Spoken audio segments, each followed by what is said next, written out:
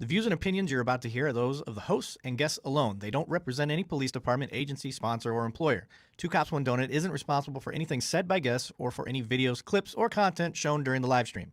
This show is intended for adult audiences only. We cover real incidents, we show graphic and sometimes disturbing footage, and we don't shy away from strong language or adult conversations. There may or may not also be alcohol involved. Viewer discretion is strongly advised. Everything you hear or see on the show is for entertainment and educational purposes. It is not legal advice, and it's not tactical instruction, and it shouldn't be used for such. By continuing to watch, you're telling us that you understand, you accept all of this. All right, now let's get into it.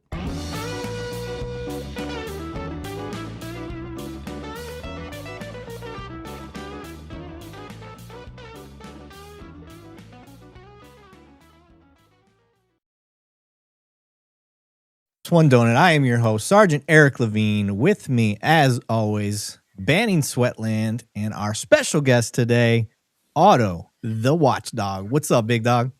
Hey, man. How's it going? Oh, my God, sir. If you knew the pull and the push of our people to get you on here has been tremendous. So you have a lot of fans from the Two Cops, One Donut community. I appreciate that. Thanks. I'm glad to be here. I've been watching what you guys have going on, and I appreciate it. And I'm proud to be a part of it. Awesome. Well, very cool. So I want to get into your story, sir, but I want people to understand who we're watching, who you are. If they don't know who you are, I want to give, I guess it's kind of an old classic. I'm trying to, oh shit. I had the video queued up and now all of a sudden it's gone. Where did it go? Hold on. Let me hit play here. Make sure I got the right one. I don't. Son of a bitch. Give me 1 second. I had this queued up. We've been talking. Oh, we got to unmirror you. Hold on a second. Let me turn it around. Oh. There you go. Show it again. Shit's fucked up and stuff. Love it. See, Love he gets it. All right. Give me 1 second. I am going to pull this video back up. I had it ready to go. Here it is. Okay. Now let me share the screen. This is the very first video I ever seen of your man. It should pop up here in a second. There we go. Let's biggie size this guy. We're going to go back. This is on Otto's channel. Oh yeah, they parked. Oh shit. Nope, I'm leaving.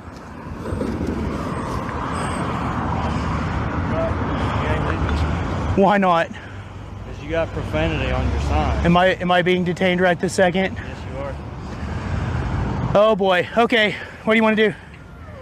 Well, I'm just trying to figure out what's going on and why you're out here, because you got that profane sign. We've had multiple calls. Oh, I'm so sorry about that. Okay. You got your ID on? That guy's being disorderly. Actually, I don't know if I have it on me or not, but I'm not going to give it to you. Okay, well, you're being detained and you're required. Am I under arrest? No, but you're required to identify yourself. Am I? Yes. Are you sure about that? Yes. It's Texas Penal Code 3802. The profane language causes disorderly conduct. So, is it? Are you sure about that? Yeah, we got multiple calls. Are you 100% sure about that? Sir. You know, so I'm standing on like the sidewalk. You know what I mean?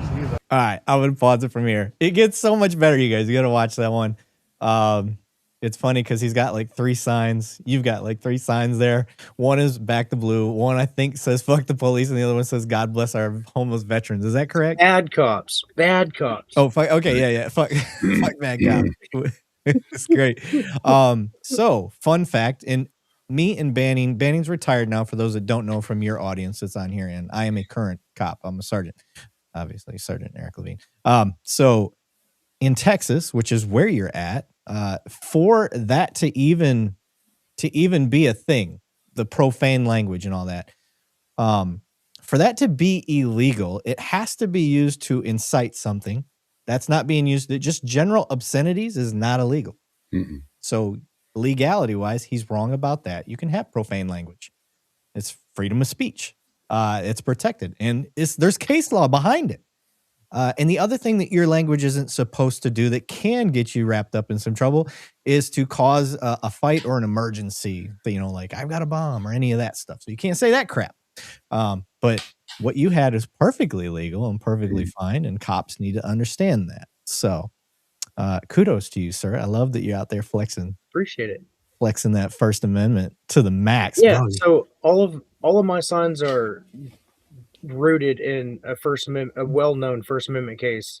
So, I mean, it's already well established. Do you see what I'm saying? I mean, I could make all kinds of signs. You see all kinds of signs all over the place, but the reason I chose the specific words on the sign is because they were said in the Supreme Court, and I love that. That is, okay. So, little credit to you. That's some genius shit right there. Oh, fantastic! Yeah, it's fantastic. That's Cohen versus California is, I mean, the one everybody knows the most. Yes. And then I think I actually had one I wanted to bring up. Oh yeah, it was Cohen versus California. That's the same one. Look at that. I mean, it's one of the staple core fundamental First Amendment, and that was a recent case. So, yep.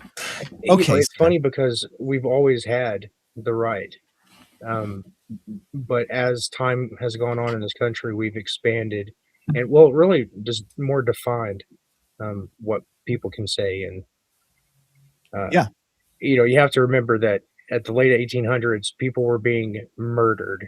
Well, they called it executed for, like, if you stole something that was worth more than 5 pence, which is like a pint of beer, you could be killed for that. Wow. So just look how far we've come in that amount of time. And people would argue that today we have, we still have some things to work on, and obviously we do. But in the grand scheme of things, we got it pretty good right now.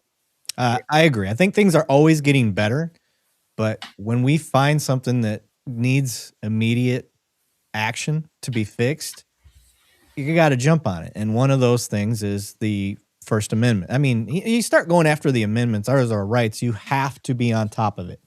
And so that is what we have preached here on Two Cops One. I don't want to just say but all of us on Two Cops One Donut, we noticed there was a huge problem. And what do cops like to say? Well, 99% of cops are out there doing the right thing. Fuck you. No, you're not. How do I know you're not? Because there's hundreds and hundreds of videos of you not. Now, you don't have to go shoot somebody to not be doing the right thing. You're stomping on people's rights daily, because it's gone unchecked and people didn't know. And there's poor training out there. And there's some that just have ego and they don't care because you're not going to do anything about it. Why? Because it's going to cost you more money to go through the system just to be able to get that cop to say, okay, I was wrong. Now what? Slap on the wrist. Uh-oh. We lost Otto. Uh-oh. Nope, he's back.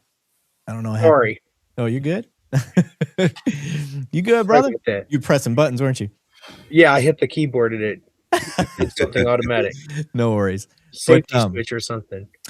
But yeah, to my point, that's kind of been the trend. So we like to push back and we like to highlight what auditors are out there doing. Why? Because over time, do you know what auditors have done in the law enforcement community? You have created better training. Officers are getting trained finally. They're still falling for it. They're still falling in that trap. So it's a slow moving wheel. They are. If you think about it, Eric, training is not a one and done kind of thing. I'm sorry to interrupt you. Oh, you're the guest. You talk all over Banning. Okay, sure.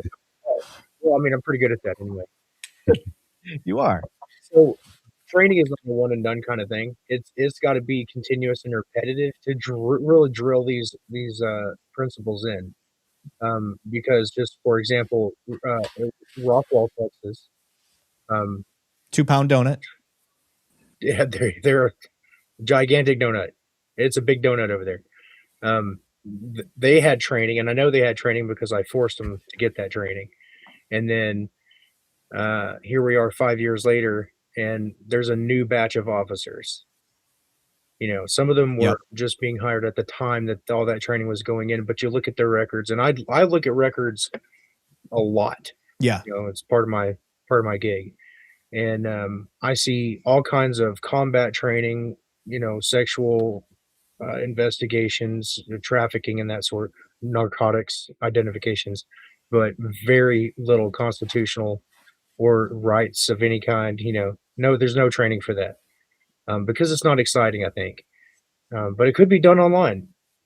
Yeah. It could be done online, and Yes. you guys get paid for it. So I don't understand why it should be easy. Also, I don't Hey. understand why there's not more of that showing up. There's another thing It's we not can do. exciting, you know. That's another thing Nobody we can wants do, to be Banning. split. So I don't know if you know this or not, Otto. We put on an ego class where I'm a cop at, which for all your audience and stuff that doesn't know, you won't hear me talk about where I work. I can't do that. I can't mix my show with where I work. I've been doing this for 5 years now in April. So this is our 5th year. But I can't mix the two. So I can't say where I work. I can't represent them. It's not hard to find out. If you Google it, you'll figure it out. But in that, where I work, we actually put on an ego class in our academy. So cops can recognize when their ego starts to take over, what their triggers are, all of these things. Is it a fix-all? Will it fix everything? No, but we're trying something. So we took that class and we put it on the show. So you just gave me an idea. That's the next thing we can do. We can put on an audit class. That would be great. It's easy. Yeah, it's so easy. It's easy. And I've said, from the beginning that, eventually we're going to be put out of business. I hope. Well, I hope. I didn't think that it would take this long. Yeah. The next I thing can't, you said, I can't believe that people are still falling for it. Yeah. The next thing you need to do is you need to dress like a red coat and start knocking on people's doors and tell them you need quarters. Third Amendment audit. Yeah. Don't fuck with me. I've already thought about that.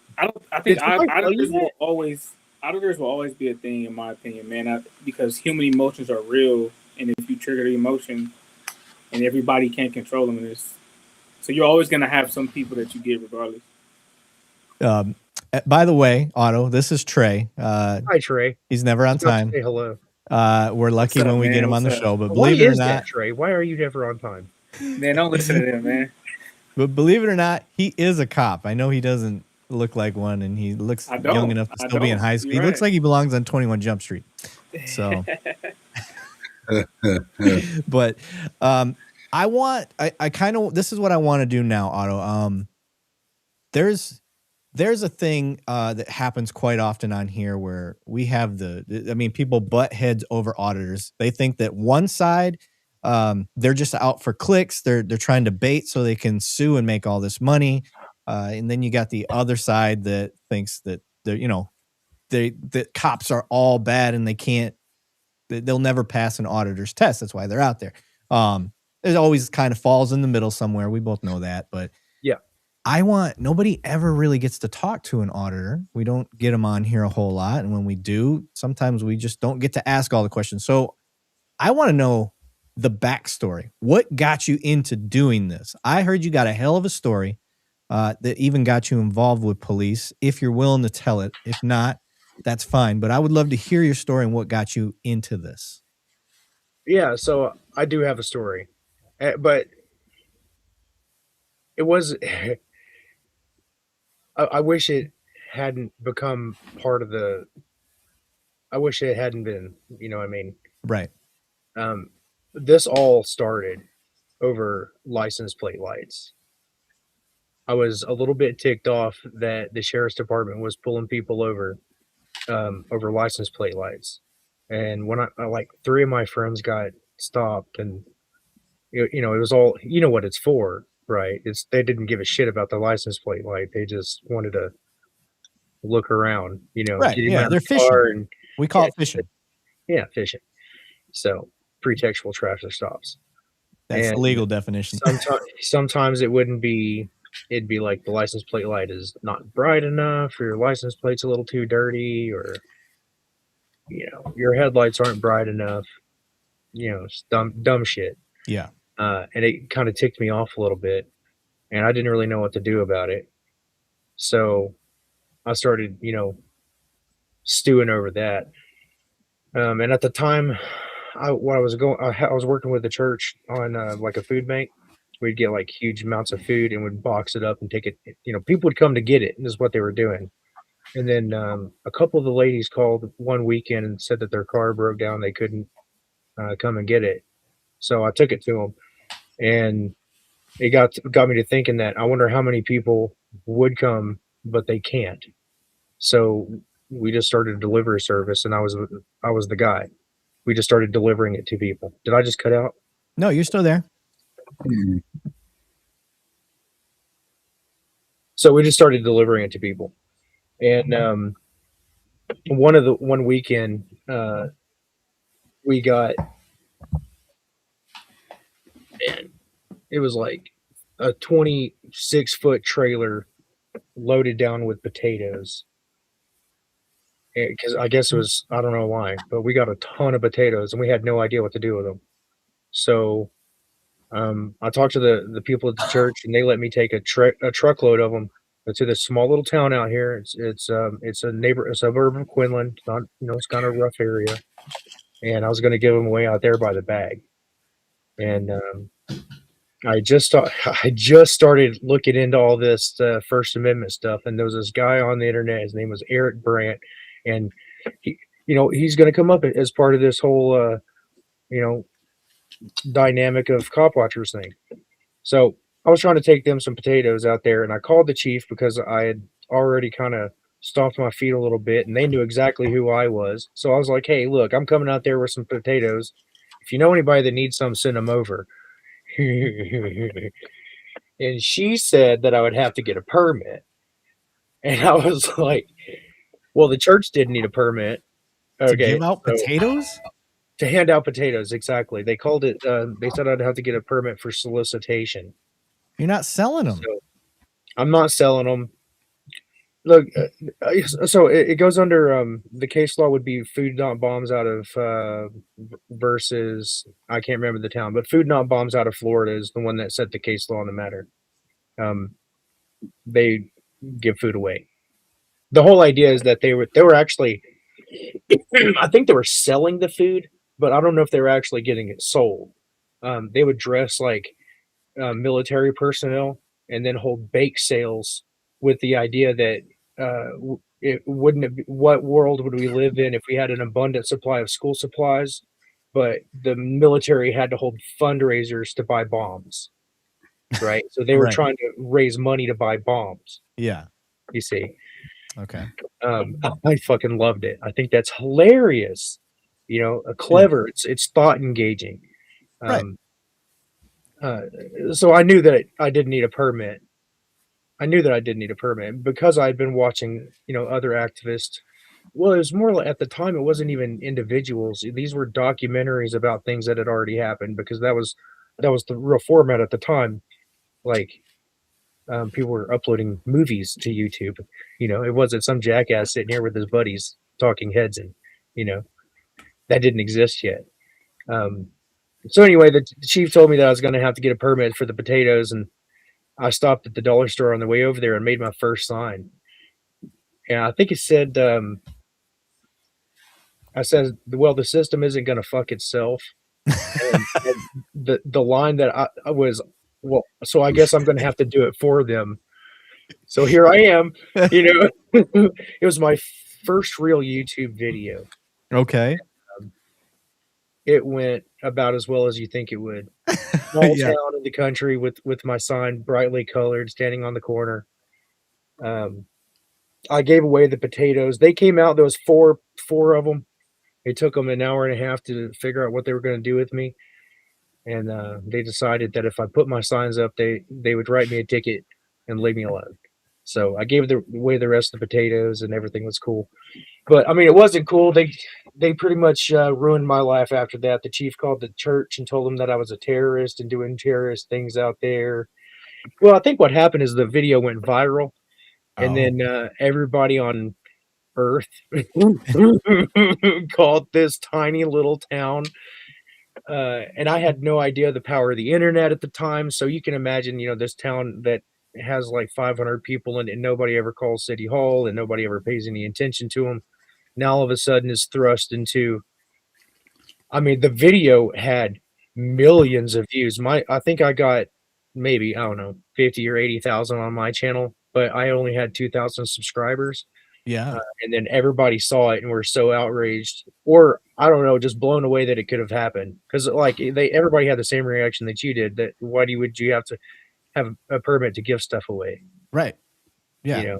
I mean, I get it in certain aspects but you're out in nowhere. Like, If you're It's trying to no go way. do that inside of a Walmart or somewhere on property, like Private property, you Yeah, ask.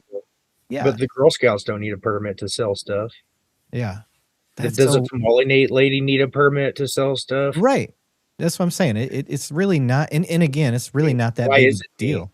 It's not a business or anything. Does Yeah. see, I don't know. I don't know, and neither do you, and that's my point. Yeah, You know what I mean? yeah. That's if my I- point. We have gotten so many fucking laws on the book now that I don't know what I can do from any given moment. Right. I mean, I could literally stop at a gas station and buy. I mean, I don't know what that shit is, but they just made it illegal here. Oh, Something the- that you can buy at the gas station that's the like vape stuff? pills or smokable, whatever Yeah. it is. I know what you're talking about. You know, Yeah, like the the Delta fake 8 weed, or 'cause whatever the fuck it is. We won't allow people to smoke the real stuff, but you can have this fake stuff as long as we'll let you have it. Anyway, you can buy that stuff and cross the state line, and all of a sudden it's a felony or whatever it is. You know, Right. so, and you don't know. You don't know. Yeah, don't and we hit on that quite a bit on here. There's so many laws, and you want a cop to know all the laws. A lawyer doesn't even know all the laws, and neither does a judge. At least they have time to prep and look them up before a case. Where a cop's Right. got to kind of figure it out on the fly. And look at you and I talking like this is shit we don't even know, and we're talking about it right now. I'm like, fuck. I Yeah, don't know. this is why I stay very specific on what I do. I really don't like audits where you go into buildings because, man, it is a dynamic situation. Right. Yeah. You know, street corners are already dynamic enough, but you know, I know the rules. Yeah. I know the rules there. I just had a Yeah. guy reach out to me. He was in a public building, a clerk's office, a county clerk's office, but he did it on an election day. And so the rules are different. Change the rules. Yeah. And so he got kind of hemmed up, and he's asking me, I goes, brother, I don't know. I don't know. I don't know either. I don't know what the difference That's why the attorneys make so much money. Yeah, exactly. That's why cops need a high school degree to get a diploma to get in. But okay. So what year was this? I'm just curious. Oh, that was end of 2018. It was like Thanksgiving time, Thanksgiving, Christmas. We were Okay. giving out heaters and blankets and all kinds of stuff. We were doing pretty good. So good humanitarian move. And Yeah, I think so. And here's my thing. If you're doing a humanitarian move, my question as a cop in Banning and Trey, like you tell me if you guys, Trey's a cop out in Cali. So me and Banning both from Texas. So you're going to get different perspectives. Banning was a rural, out in the sticks type of cop. I'm a big city cop. So you're going to get very Well, if we're going to talk about rules, I mean, you told me that there'd be 2 cops and 1 donut, and I'm just assuming that I'm the donut. So I'm not sure if I'm okay with the third. I mean, I could just eat you up, but you're not a donut, sir. Come on. Well, you're going to have to work really hard because this guy hadn't eaten anything in months. Oh, yeah, Banning's been Already one fasting. leg. Oh, shit. Too funny. You have to push him off. Be like, hey, yo, chill out. Good luck. I've shook his hand. You're not getting free of that hand grip, bro. Banning is a beast. He doesn't Don't put have any soft, seasoning on it. Yeah, he doesn't got soft hands like Trey. Trey's our rookie. He's been a cop about 5 years, 6 years. Is that right, Trey? Like 4 years. Are you a piece of shit yet? Yeah. Nah, man, come on, man. Yeah. Not at He's all. like, come on, bro. Shots fired already. Yeah. Nah, We're trying to I've been train like him. 4 years, though. We're trying to teach him, Okay. Otto. So you're still for the service and the duty. Man, that's what I'm always about, man. Okay. We'll get back in a couple years. There you go. You just hadn't found the right scheme yet, right? Yeah. I'm just giving you shit. You Yeah, gotta go I gotta Nah, understand. nah. It's not you. Nah, I get it, It's bro. not you. I'm I not just saying met a I'm lot not of pieces thinking of shit that dress just like you. You Hey, know? Like we told you before we got started, like Uh. if we couldn't sit here and have a good sense of humor about ourselves, or at least be self-reflective about the problems in policing, we have no business doing the job. Because if you can't take the criticism, then get out of it. Because we fuck up. We fuck up a lot. It's way more than the 99%. We had this conversation offline, but it's way more than the 99% are out there doing the right thing. It's not true. And it's not that the difference is that, you know, if you're a lawnmower landscape guy and you fuck up, you wait a couple months and the bush grows back. The stakes aren't really that high, right. And you know, if I fuck up a little bit, it's not really that big of a deal. But if a police officer fucks up or a doctor fucks up, the consequences are a lot heavier. Yeah. Doctors have years of practice and training on but also a doctor is very specific. Right. They don't go too far out of the way, and they don't have to know everything about the human body. All they have to know is their area. Yeah. And they don't even know everything about that. So we expect these young, poorly educated, if I don't want to sound too hard about it, but I mean, look at my channel. I've met some, Right. I got some depositions. If you got an hour of, Oh, I've seen. I've Wow. watched them just get. and these are torn apart. master police officers, right? They've been 4,000 hours of training. Right. They've been teaching other officers. It's really kind of sad. That's why Otto, and you tell me what you think about this. And I'm Mhm. sorry for just taking over the mic, Banning and Trey. If you guys got questions too, You're just good. jump in. But you tell me if you see this same thing. I don't want a cop that has a college degree. I want a cop that's worked as a bartender. I want a cop that's sold cars. I want I want one that's older than 25. No offense, Trey. I know you're like 18. I want one. I want one that has had some life experience. You shouldn't be able to be a cop till you're at least 25. Just my opinion. Doesn't make me right. And I want somebody that's had some life experience before you go and try to solve a 20-year domestic issue that's been growing and growing for years and years and years. Because that person that can deal with people and talk to people do way better than somebody that's been through college, 2 years, 4 years, whatever it is. And some of those idiots are in those depositions that you've done. I guarantee you, look it up. Some of them probably have a college degree. Did that make them a better cop? No. One of them did have a college degree, See? and it did not make him a better cop, but it did make him more eloquent in his lies. Okay. He knew that he was lying, and he was very good at, Hmm. well, I guess I have to say allegedly, in my opinion, and all that bullshit. Right. But I mean, you can watch the video. Yeah. You have eyes, and the Lord saw fit to bless you with Yeah. two of Yeah. them. So you'll be watched- doing just fine. We watched the Joffrey deposition on here. Oh, that was a good one. Oh my Yeah. God. Was that Gray's video? It's just, you're right. People do need some experiences, and I don't know what the solution is. Yeah. But it's such a varied job. I guess, if you were hyper focused and you're specifically trained, but that's not realistic. To be, I think the issue is people. I think a lot of agencies are focused on maintaining an image rather than hiring people with quality life experience. Is what I think. Because even some of the people I've tried to get hired on at my department or other ones too, I'm like, yo, these are squared away dudes, but they just don't fit the image or don't fit the bill that they're trying to make sense, I guess. But that's what I think the solution is, to stop worrying about the image. again, a lot of it has to do with what we're asking from you guys. So one, you at least got to be somewhat of a badass, right? If you're empty-handed or I mean, lacking, and you don't have the ability to have empty-handed skills, you're kind of fucked. And at some point in your career, you're going to have the ability to take down a 6'2" dude. Yeah. Right. And even if you're little, that's not going to help you. That's not going to be an excuse when it comes time, right? So we want them all to be, kind of burly, also relatively intelligent. So you got to be a lawyer, a bodybuilder, a boxer, and a jiu-jitsu master. Oh, also a psychiatrist. I understand that we're asking a lot from you guys. Yeah. And that's really not fair. It's because cool to hear you say it. Yeah. Well, I mean, let's be realistic.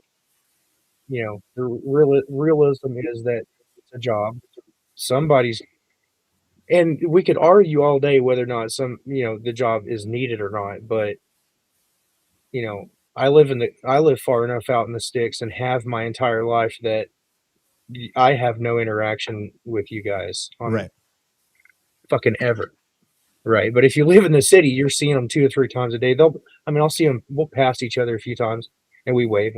I don't usually flip them off, but 90%, I mean, Also, because, Supreme I mean, Court like, case that's dealt with that. You can flick us if off. I didn't flip them off, they would think that something was wrong with me. They'd think I'd been kidnapped at the moment. Yeah. You know? Sir, I thought you needed something. Is that yeah? We shared a Yeah, video yeah. where some douchebag sergeant did that. He's like, "Well, I thought maybe that you were flagging me down. You needed something." The fuck you were. Yeah. So Yep. yeah. So, you know, and It's, then you when know, you get to like different kinds of auditors, some of them are real aggressive. And I don't know what they're going through. I don't know what their stories are. And everybody handles things differently, as you know, as you guys know, right? So when and there's no entry, so as little entry, a barrier to entry as it is to become a police officer, and how many get in that really shouldn't have been in to begin with, and how, you know, some of them can make it, and, you know, obviously some of the leaves fall off the tree, Yeah. but some of them continue making it.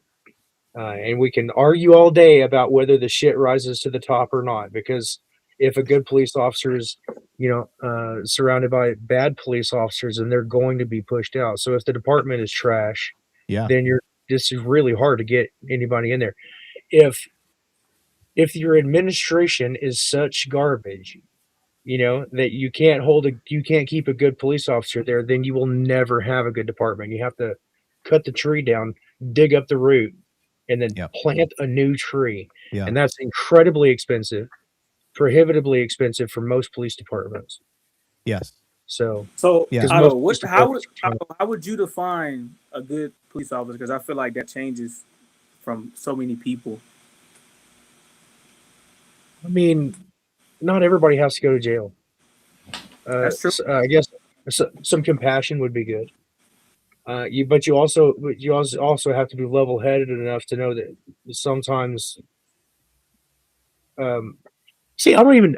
It's hard, because if you're coming to a domestic violence and everybody in there is fighting and there's blood everywhere, you know, somebody's going to jail, right? But if they're just sitting there screaming and yelling at each other, what do you do? Yep. You know, Right. if somebody's drunk, you really don't have any option in that matter, do you? But honestly, you kind of should, because every person that was born in the 80s that I've ever talked to is like, oh yeah, you know, there was at least a couple times when I came home and I was a little bit, you know, I shouldn't have been doing that. I'm glad I didn't get caught. Okay, so everybody, and sometimes, you know, you get caught and then you get released. But now with the invention of body cams, because the people wanted to hold them accountable, now we're also, you know, suffering from the lack of discretion now. And what I've seen in the last 10 years is that the removal of discretion has led police officers to think that every time they go out, they have to have a solution. There has to be a beginning and an end to this. And, you know, I have to do something to stop whatever it started at. So I really can't tell you what a good police officer is, but a good start is not ending up on YouTube. Yeah. You know? Knowing the Constitution. That's a good start. That's a good start. Yeah. But that's something that a citizen should do. I guess you'd have to be so what would you do as a good person? Because I think we want you to stop on the side of the road and help people with flats and save baby I think that's kids. a good baseline, though. I had a sergeant tell me that, he said, with this job, a lot of the time, if you do what you think is right in your heart, a lot of the time you're on the right side of it. A lot of the time, not every time, because some stuff, like I may have to take somebody to jail based on letter of the law, even though I personally don't agree with it. The law says I have to do X, Y, Z, then I have to do X, Y, Z. But you bring up discretion, and the sad thing about it is, bro, a lot of the times in situations where I've used discretion, it has turned around and got me in trouble, or it's turned around and beat me in the ass somehow, some way. Like, overwhelmingly, majority of the times when I've used discretion, it did not go my way. And as someone that's been doing it only 4 years, imagine somebody like Erik who's 10, 15, 20 years are banning. When you've been doing it, you've been using discretion for 10 years, and you're like, man, every time I've done this shit, it's screwed me over. I'm done using it. That's how you get that bitterness. Yeah. I'll tell you. Okay, so first, Trey, I think it's to your left. Can you center yourself a little bit? towards your I'm sorry, knife. other way. Yeah. And then Otto, can you center yourself? Oh, yes, that way. Yes, beautiful. Yeah. There you go. Yeah, I'm trying to get you guys. I have us on vertical platforms and horizontal platforms, so I want us to be centered the best I can. So how it's bitten us in the ass, I'll tell you from my personal experience. Domestics are a good one to go with because you're not 100% sure. You got your spidey senses going off telling you they've put hands on each other. I can't prove it. I can't see it. All right. How can I use discretion? All right, bro. Do you got somewhere you can go tonight? Okay, yeah, cool. I do. Where are you going to go? Okay, I'm going to go over to my mom's house. Where does she stay? I'll take you. And I've done this. Take them all the way over there, right? Now, luckily for me, personally, this didn't happen to me, but this happened at my department where they took him somewhere pretty far away. Motherfucker got back there, took a cab, got back there, beat the absolute brakes off his woman. And they're going to want to know why I didn't arrest that person that night when there was a potential for violence and that person had the capability of committing more violence than the other person. That's kind of the standard. So that has happened, and it's not one of those one-off things. It kind of happens quite a bit. So that's one way it can bite you in the butt. Because that's the worst possible scenario, isn't it? Yeah, like, that's terrible. I mean, I guess bro, I can go all day with the times where it screwed me over, bro. Like simple trespass on my head, dude. Please don't come back. I'm asking you, I'll give you a ride wherever you want to go. Wherever you want to go in my city limits, I will take you. I do that. They come back anyway. I can name it with people that are drunk. I can name it with DUIs. I can go all day, bro. And it's How about sad that I can't seatbelt, even. though? What about it? Seatbelt tickets. Bro, I'm not writing a seatbelt ticket. Okay. Ever. I'm not. I'm not license plate lights. Yeah, I'm not writing even that. So that's a good conversation, right? Because I consider myself to be a proactive cop, which is what a lot of people don't like. And I may stop somebody for something like that, like a tail light violation, something that people would consider stupid or petty or dumb. And in my head, I'm like, I used to feel like how you feel. Like, why do people stop? Why do cops stop people for that dumb stuff? Before I was a cop. And it's like, I feel the same way as though if I ask you to search your car and you say no, I can't get mad because you have that right. Correct? So then I feel the same way. Vice versa, if I stopped you for like a tail light violation, you can't be mad at me because your tail light isn't right. That's how I view it. I can though. I mean, you can. You can be mad. You can be because it's so petty. Right. Now, now with the youngster, it is. I'll tell you how I know people would verbalize it a little better. If I'm watching a dope house, then I know that there's been a lot of shootings, drive-bys, violence, and stuff like that happening. Then I'm waiting for some sort of traffic offense of the vehicles that have been leaving that house every 5 minutes, trying to figure out who the person is that's causing violence and all that stuff. So when you set up watching a dope house, it's been a problem in the neighborhood, stuff like that. Sure, I can understand that. But if I'm out and about, and again, it's just my style. I'm not out writing tickets or running traffic just to try to do that stuff. But then you get into the mess of precursory stops, which is exactly what Otto's talking about. I'll tell you, baby. I understand why you do it, but it is so shitty, because a lot of times in my experience, from my observations, not even really my experience, but my observations, a lot of innocent people get wrapped up when we start really pounding, especially just running a lot of traffic. A lot of innocent people get caught up in all this. And, I know that you're out there looking for dope, but, for example, when you have increased enforcement, like on a section of the interstate, and on every small town you pass, there's a, small town cop sitting there. We all know what they're looking for. You're trying to find that headline bust, right? Right. But what you're actually doing is your entire, you might only find that once in your career. Is that if you're looking for it hardcore, you might have it more often, but mostly small town cops. That's a Hail Mary type of deal. you're not going to get that all the time. Yeah. Yeah. So what they're actually doing is out there looking for anything that he can pull over anybody for, and then see if they can escalate it. Yeah. And from the citizen, even if you guys aren't the ones doing the escalation, from the citizen's perspective, we have no idea. Right. And I guess that's also just for the guys that are just like, man, I'm so fucking sick of dealing. I don't want to deal with them. You know, it's good because it's going to cost me something no matter what, you know. And Yeah. some people are just naturally, especially it seems like it's more in the South, because I've traveled this whole country and I've had this conversation 1,000 times. So it seems like, you know, Southern men have a more staunch resistance to police officers in general, but then they'll also turn around and lick the boots every time they see one, which doesn't really make a lot of sense to me. Right. But then a lot of citizens that love you guys and they get pulled over like, oh, you caught me, right? And they're like, oh, you know, they in their minds they think that you're out there keeping them safe from all the speeders and stuff. Right. Right. But we know I know what you're actually doing. You're looking for those. There's one and a few.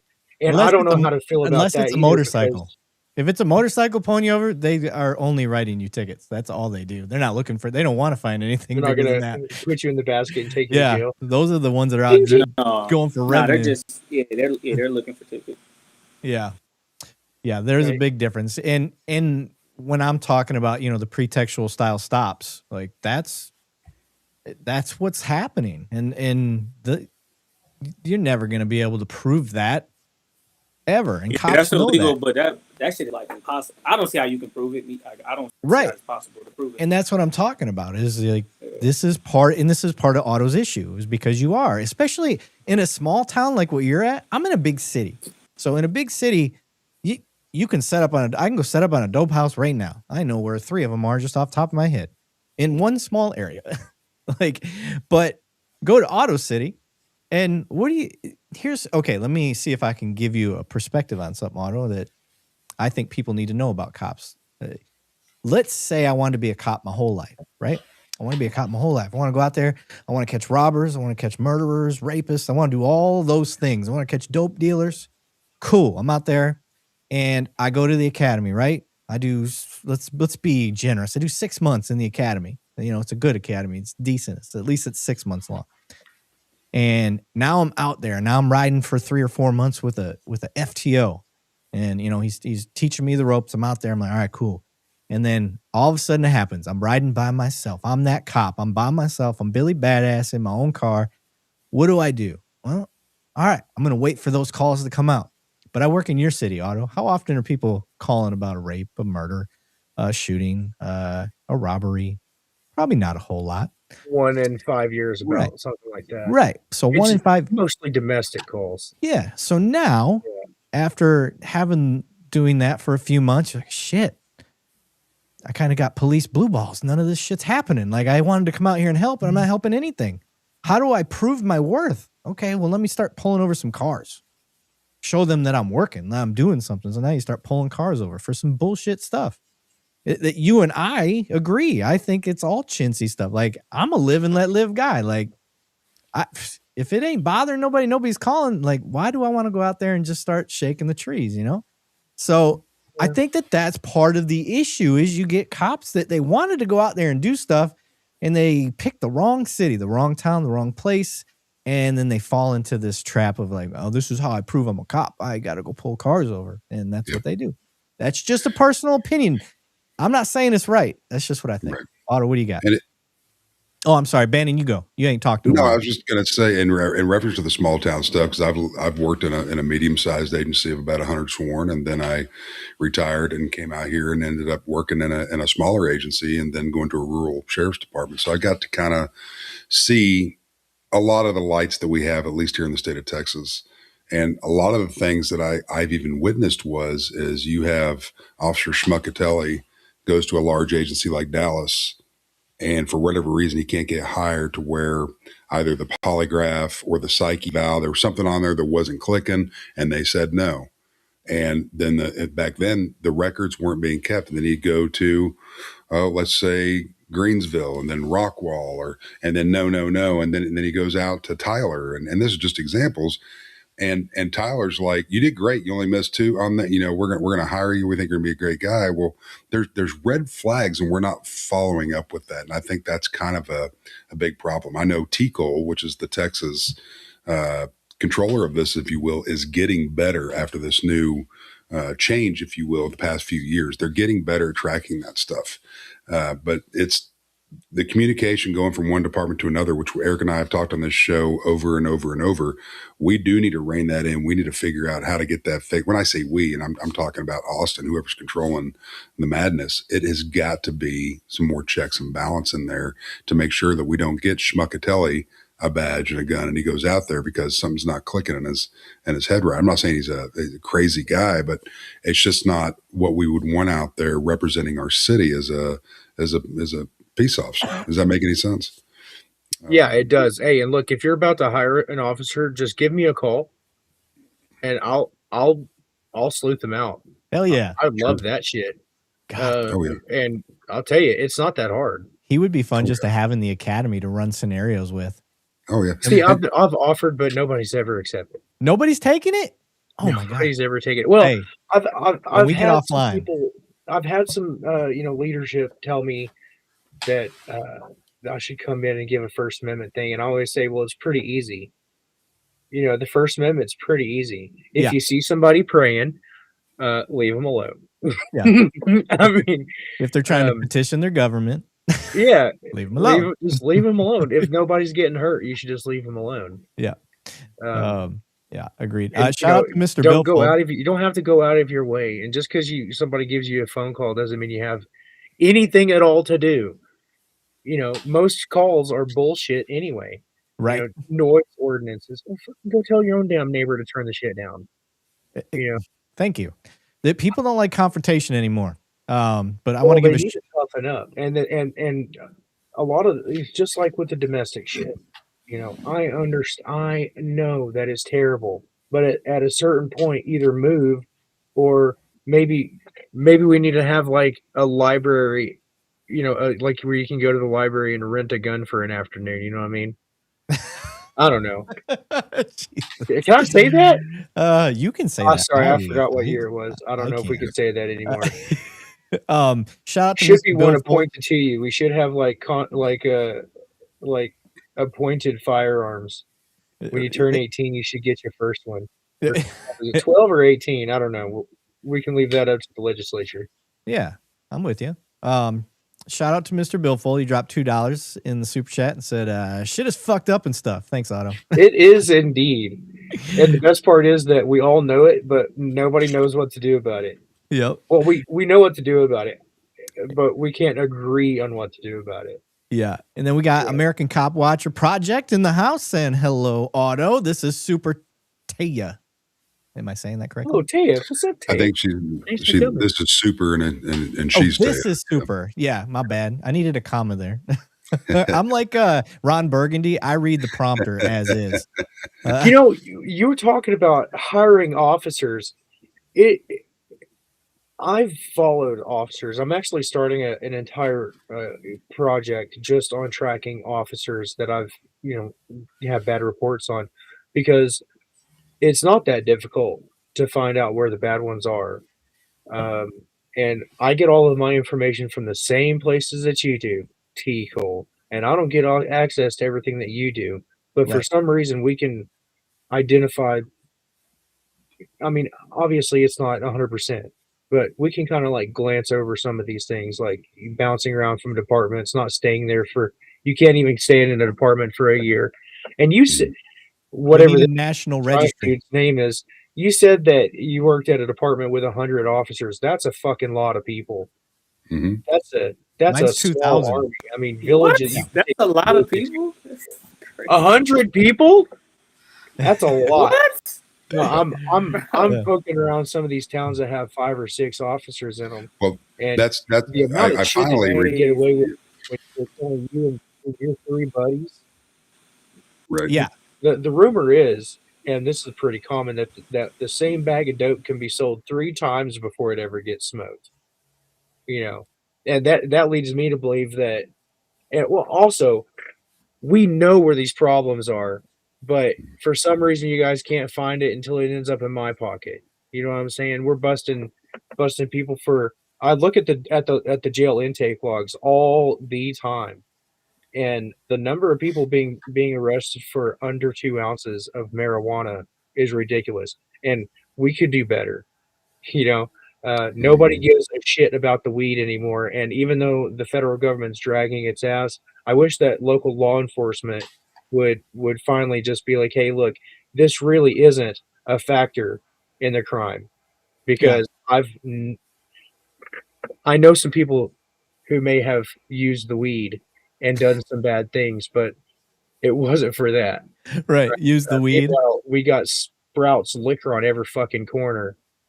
Yep. You know, Yeah. and it causes all kinds Alcohol of causes way more issues than weed does. We're 100. Right. We've preached that on here before. What's funny is the larger departments, they're not. They ain't wasting their time with 2 ounces or littler.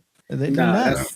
They have other things that they can get you for. There's too much stuff going on, and that's no one's really tripping off weed unless it's a whole lot. But big ACs aren't tripping over weed. The last time I watched the jail arresters, and people are being arrested for it and run through it all the time, and it's an obvious moneymaker, and I can tell you why too, because they're taking them to jail off of the highway. Okay, so that means that they're taking them to jail. The bondsman gets some money. The public defender's office gets more funding because look at all these cases we have. We can't handle all these cases. interdiction grant public money. Defender that gets assigned to it gets a freebie because this motherfucker is going to plead, isn't he? Yeah. Right. So we get to clog up our court docket for several months while we make this, drag through court a little bit to the inevitable plea thing. The district attorney gets to say, look how many people we put in jail for drugs, and they'll just say drugs with a big red D, right? Because marketing. And then the tow truck company gets a lot of money. If they end up staying in jail for a while, then they get to sell their car, right? Which they'll probably sell it to the scrapyard that's across the street that's actually owned by their son-in-law. Isn't that fantastic? And then they'll just either sell it to to tote the note place or something. This is small town stuff that happens, for Well, sure. this is a countywide operation, and there's 60,000 people here. I think what Otto was saying, it does. I think in the grand scheme of things, that could be happening everywhere. Like in the grand scheme, it is happening everywhere. I'm not. I said it could be. Like I can't. It is. Sure. It is. But I'm saying with the intention on what you're saying, all those pieces, all those people are making money and using those stats to their advantage. Yeah, that's probably true. But I don't think, me as a cop, I'm not even thinking like that when I'm issuing a ticket or doing something or whatever I'm doing. I'm not saying the tow company's gonna make some money off of me or the city attorney's gonna make some money off of me. I'm not even processing it that deep. No, but the guy at McDonald's who's flipping the burgers isn't thinking about me getting fat either. He doesn't give a shit as long as he's getting his paycheck, right? How many burgers I eat. If I went up there and ordered 400 burgers, he doesn't give a shit that the manager is like, hey, this is awesome. I get to report I sold a lot of burgers this week, even though we stacked it all into one bag, right? So then where would the issue lie with you in that situation? Where is it lie? Well, with individual officers, for you specifically, it's because you're a foot soldier of a larger machine, and unwilling and unknowing, I should say. You didn't know that you were doing it. Yeah. But you're part of the machine whether you like it or not. 100%. Right. And okay, how about this? Can we agree that the federal government is fucked up? Mm-hmm. Okay, well, at some point, it trickles down onto your face. Over your face. Because if the federal government came into your department and said, hey, guys, we need some help, there you are. Yep. And if the neighboring county was like, hey, guys, we need some help, there's some motherfuckers out here with torches and shit, you would show up because they asked for help. Whether or not they injected a lethal dose of a tranquilizer into a young man's neck, right, as they did in Denver, and then they started shooting people from the rooftops. It was rubber bullets. Thank you for that. You know, thank you for at least we're not being murdered in the street. But the times have changed, and we now have all these cameras, and they're everywhere, and the perception is terrible. Although, if you guys think that you got it bad here, well, I mean, we get to flip you off and yell at you. So the protests generally don't go into riots as often. I don't think. But if you look at the like European protest, the yellow vest, you remember that? Yeah. Now that's a fucking protest. What would you guys do if 100 farmers drove tractors into town and then barricaded the White House with loads of horse shit? You know, or whatever local. I know exactly what they do here in the States. There'd be guns out. You think it would get hot? Oh, bro, it'd be a war zone. Ooh, man, that's a scary thought. It is. I want to give a shout out to, and I think she's probably one of your followers. I haven't seen the name on here before. The American Cop Watcher again. She dropped $10 in the chat, and she said, "Oh yeah, that's Taya Graham. She's a great reporter out of Baltimore." Okay, now I understand why she's talking about Baltimore. She said there's plenty of crime in Baltimore. Someone stole our car last year. Jeez, oh Pete. That's Baltimore. Isn't that what they made? The Wire. Remember that TV show? Yeah, and that's based on a story that I think they broke that story. That was about true. The gun trace task force. Yeah. Yeah, that's one of the people cops watch. We watch cop shows, and when we watch stuff like The Wire and Southland are probably the two most accurate cop shows I've ever watched. Right. And then you got okay, and then in Florida, just here recently, it finally came out to accepted as truth that police officers were buying. Well, I don't think they were buying the cocaine, but they were producing crack, and then distributing it around town. What? And then arresting the users. You didn't know this? No, I never heard that one. Oh man, they didn't let you in on it? No. They did not. I didn't get a cut. Did you get one, Banning? No. No. Sons of bitches. Florida's keeping everything to themselves. Let me get a bump, dog. Right? Like that sounds like some Florida shit. Didn't even cut me a line of that shit. Yeah, but they were doing that, and that was that's something that has been said as conspiracy theory for my entire life. I don't know when it started, but I always heard that it was CIA in Compton, and that the crack epidemic was a CIA operation. I did hear that. It was the government that did that. Yeah, that part is true. Yeah, that put dope into the streets and stuff. It is true. Yeah. Yeah. Hey, Trey gonna let you know. The Compton thing, yeah. Okay, well, if that's true, and I'm just gonna assume that it is because it's such a good story, I want to believe it. Right. Yeah. It's a terrible story, really. Yeah. I mean, just think about the implications of that. So that you know what I'm. Right. That's pretty fucked up. Not pretty. So they're doing it in California and also in Florida. Where else were they doing it? And do you think that operation is just ended since crack isn't as super popular as it used to be? Is it popular? No, you don't run across crack nearly as it's meth. Meth is it's meth now. Yeah, meth's still pretty prominent. Meth, fatty, and heroin. Fentanyl, the heroin, because you see people doing that damn zombie lean all the time. Yeah, I've seen videos. What's that? Wherever that street is, and the fact that that's terrible. Yeah. Also, let's just. Why are they not taking those people to jail for possession? Is it because of the city? So if those people are allowed to zombie walk around town, but you're gonna bust my buddy because he had a roach in the ashtray, get the fuck out of here. Yeah. Right. You're gonna pull him over because his license plate. Right. And then you're gonna smell the roach in his ashtray and be like, right? And then fucking ruin his afternoon at the very least. At the very least, he's gonna be shitting his pants for a couple of hours just so that you can sit out there and look for your headline. Is that what it is? I mean, I know you don't. I know you don't. I know that's not why you think. I don't. I think that you're doing it because you're like wanting to be a hero.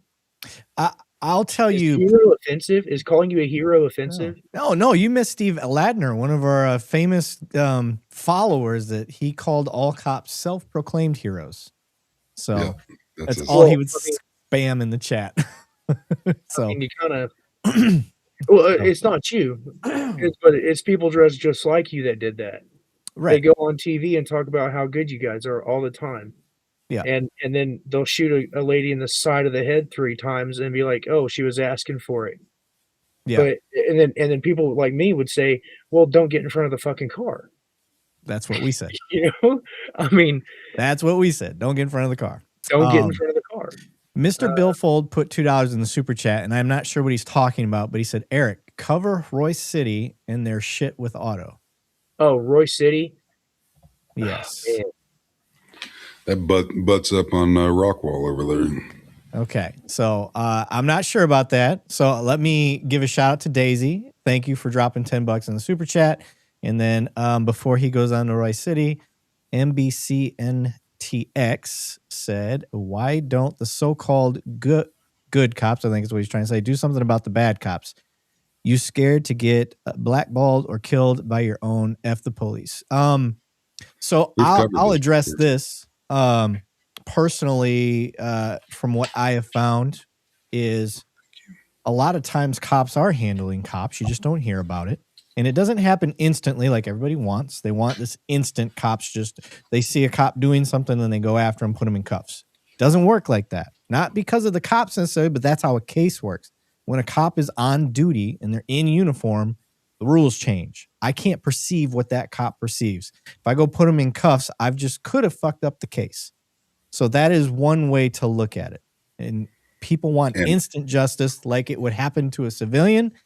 And there's different standards and rules along the line for a person in uniform. You may not like it, but that's what it is. And in reference to Eric stating they would ruin the case, he's not talking about like a case that the officer that could be doing something bad or illegal is on. He's talking about the totality of the case on that officer. Yes. A lot of the times, and you know, I've worked in internal affairs, a lot of the times these cops will make Ray Just statements after the fact that will help put nails in the coffin, if you will, and get their ass in prison. Sorry, this really pisses me off when cops get away with stuff, and each one of them, we need to build a special prison for them, and they can do whatever they want to themselves with that prison once they're convicted and locked away. But that really makes me upset when there's officers out there for however long they've been doing things illegal, and you can name it, from planting to whatever. There's a special place in hell after they pass away in that prison too. So it's anyway, I'll get off that. Yeah, trust me. Prison just for police officers? I don't know. I want them in there with everybody. That's my little, toting on the fact that that's the already personality a thing, and putting them all together, somebody in there's going to try to be a talk dog, and we start taking care of problems. And that's as deep as I'll go with it. I want them in with Gen Pop, baby. I want them in with Gen Pop. Well, no, 100% with that. But I think there's some of the audience out there to understand what I mean. Yeah, but so you remember Derek? Is it Derek Chauvin? Chauvin, yeah. That was the Floyd case, right? Yeah. So he was on that dude's neck for like a long time. Yeah. A long time. Yeah. And so at what point would it have been okay to for those cops to come try to fucking step it up and move it? Yeah. They should have done something. I'm with you. Yeah. Like 3 minutes in, or as soon as they saw it. There's a difference between breaking something up and following through with a case. Yeah. That's my point. Is just because they don't move in and do something right away, like put somebody in cuffs. Yeah, intervening is different. Yeah, that's completely different. So they should have intervened. Absolutely. That's why they got in trouble. Yeah, well, I think just one of them did. Did the others? No, I think all of them got in trouble. Yeah. Yeah. They all may not have been legal trouble for all of them, but there was some sort of consequence to every one of the people on that scene. But they should have absolutely done something. That, and we discussed it on here before, that when he put his knee on there, that wasn't him to hold him down. I keep on, it's Floyd, right? Yeah. It wasn't because they wanted to hold him down. That was him showing the crowd that you're not going to tell me how to do my job. So they should have intervened, and they got in trouble because they didn't. I believe so. I don't know. So is it just because? Well, I mean, we can look now and say, oh, well, the guy died, so obviously they should have done something before he died. You know, there's got to have been a moment where it's like, yo, bro, hey. Yeah. Right. They shouldn't have gotten him out of the car. Obviously, there probably was, like, was putting him on the ground. Was that okay? It was unnecessary. At what point, when should somebody intervene? When I think in that situation, when they got as far as they had got, I think put him on the ground was fine. But I think there was stuff that happened to prevent him from getting to that point. But once they had went as far as they went, I think there was really no choice but to put him on the ground. So what would have been the decent thing? Like what if you weren't just an officer, if you were just a person there? Well, I guess that's going to be kind of hard because, I mean, you can't just turn off that mentality, right? For me, I switch people out. If I look at you and think you're emotionally compromised, if I can tell a suspect's getting under your skin, I'm gonna be like, hey, you go deal with the crowd. I got this guy. So you think that what would like a regular decent person do? Do you think that a regular person should have intervened or said when the crowd was telling them that there was a problem? Crowd was but I guess trying. you can't listen to the crowd either. Yeah, that's what I'm saying. I think he looked at that crowd and the ego took over.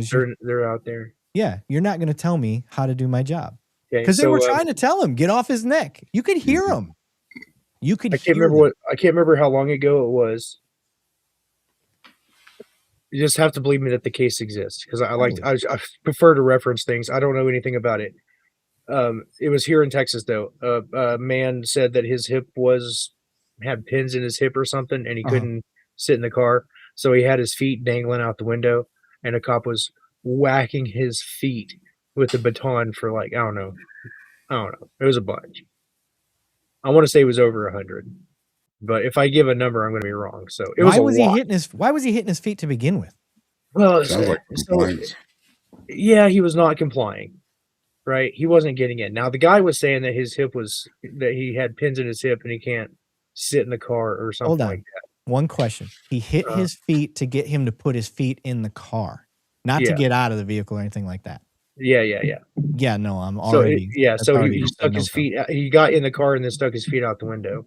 And that's aggravated assault on the officer's part. Period. He's so inside the police car. So the other officer should have intervened in that. 100%. Absolutely, 100%. Let me don't get it twisted. The first one, there's a difference between intervention. I'm all for instant intervention. There's a difference between intervention and then me putting him in cuffs. There's a difference. In a heartbeat. So okay, I'll tell you so when these officers who sat there and watched are going to get away with it, right? No, it's complicity. That's absolute complicity, and it needs to be up to the department's leadership when they're supposed to be watching these body cameras. If it's not brought to their attention through their shift supervisor, they need to be auditing themselves a lot more. When I got to the area where I'm at, the administration didn't even know how to pull body cameras and watch it because they didn't give a shit about it. And I'm a body camera instructor and getting in there and trying to flatten this stuff out. I started going in there and you can tell with the different types of programs or cameras you have, if a video's been watched and by who within the organization. So I started keeping a log and we have to do these random audits and you wouldn't believe what you catch. And I'm not talking about criminal stuff on what can be caught with training, what can be caught for, hey, maybe we need to get more information on a call that's family violence with web. There's so much that these audits catch and help the public and the police department in a whole. It has got to happen at every friggin' agency. But no, that's, the person that's, doesn't stop him off the first, let's whack or a hit or what do you want to call it? I've never seen this video. But they are absolutely complicit. It doesn't matter. I don't care if it's a patrol lieutenant doing the hit and this is a slick sleeve officer that's standing there as backup or the primary. When that happens, you have to intervene. And if that has to be physical, then it is to stop them to do that, period. And then it needs to be reported up internal affairs. The district attorney's got to get involved with that kind of stuff, period. Yeah. Yeah. It's, I agree. You should be, my favorite case to talk about intervening where they should have intervened was the Sonia Massey case, the boiling water. There you go. Like that one, you talked about cops jumping department to department. How the fuck didn't that guy get caught? He'd been at like 6 different departments. I may be exaggerating, but several departments in a year, each one, like red flag number 1.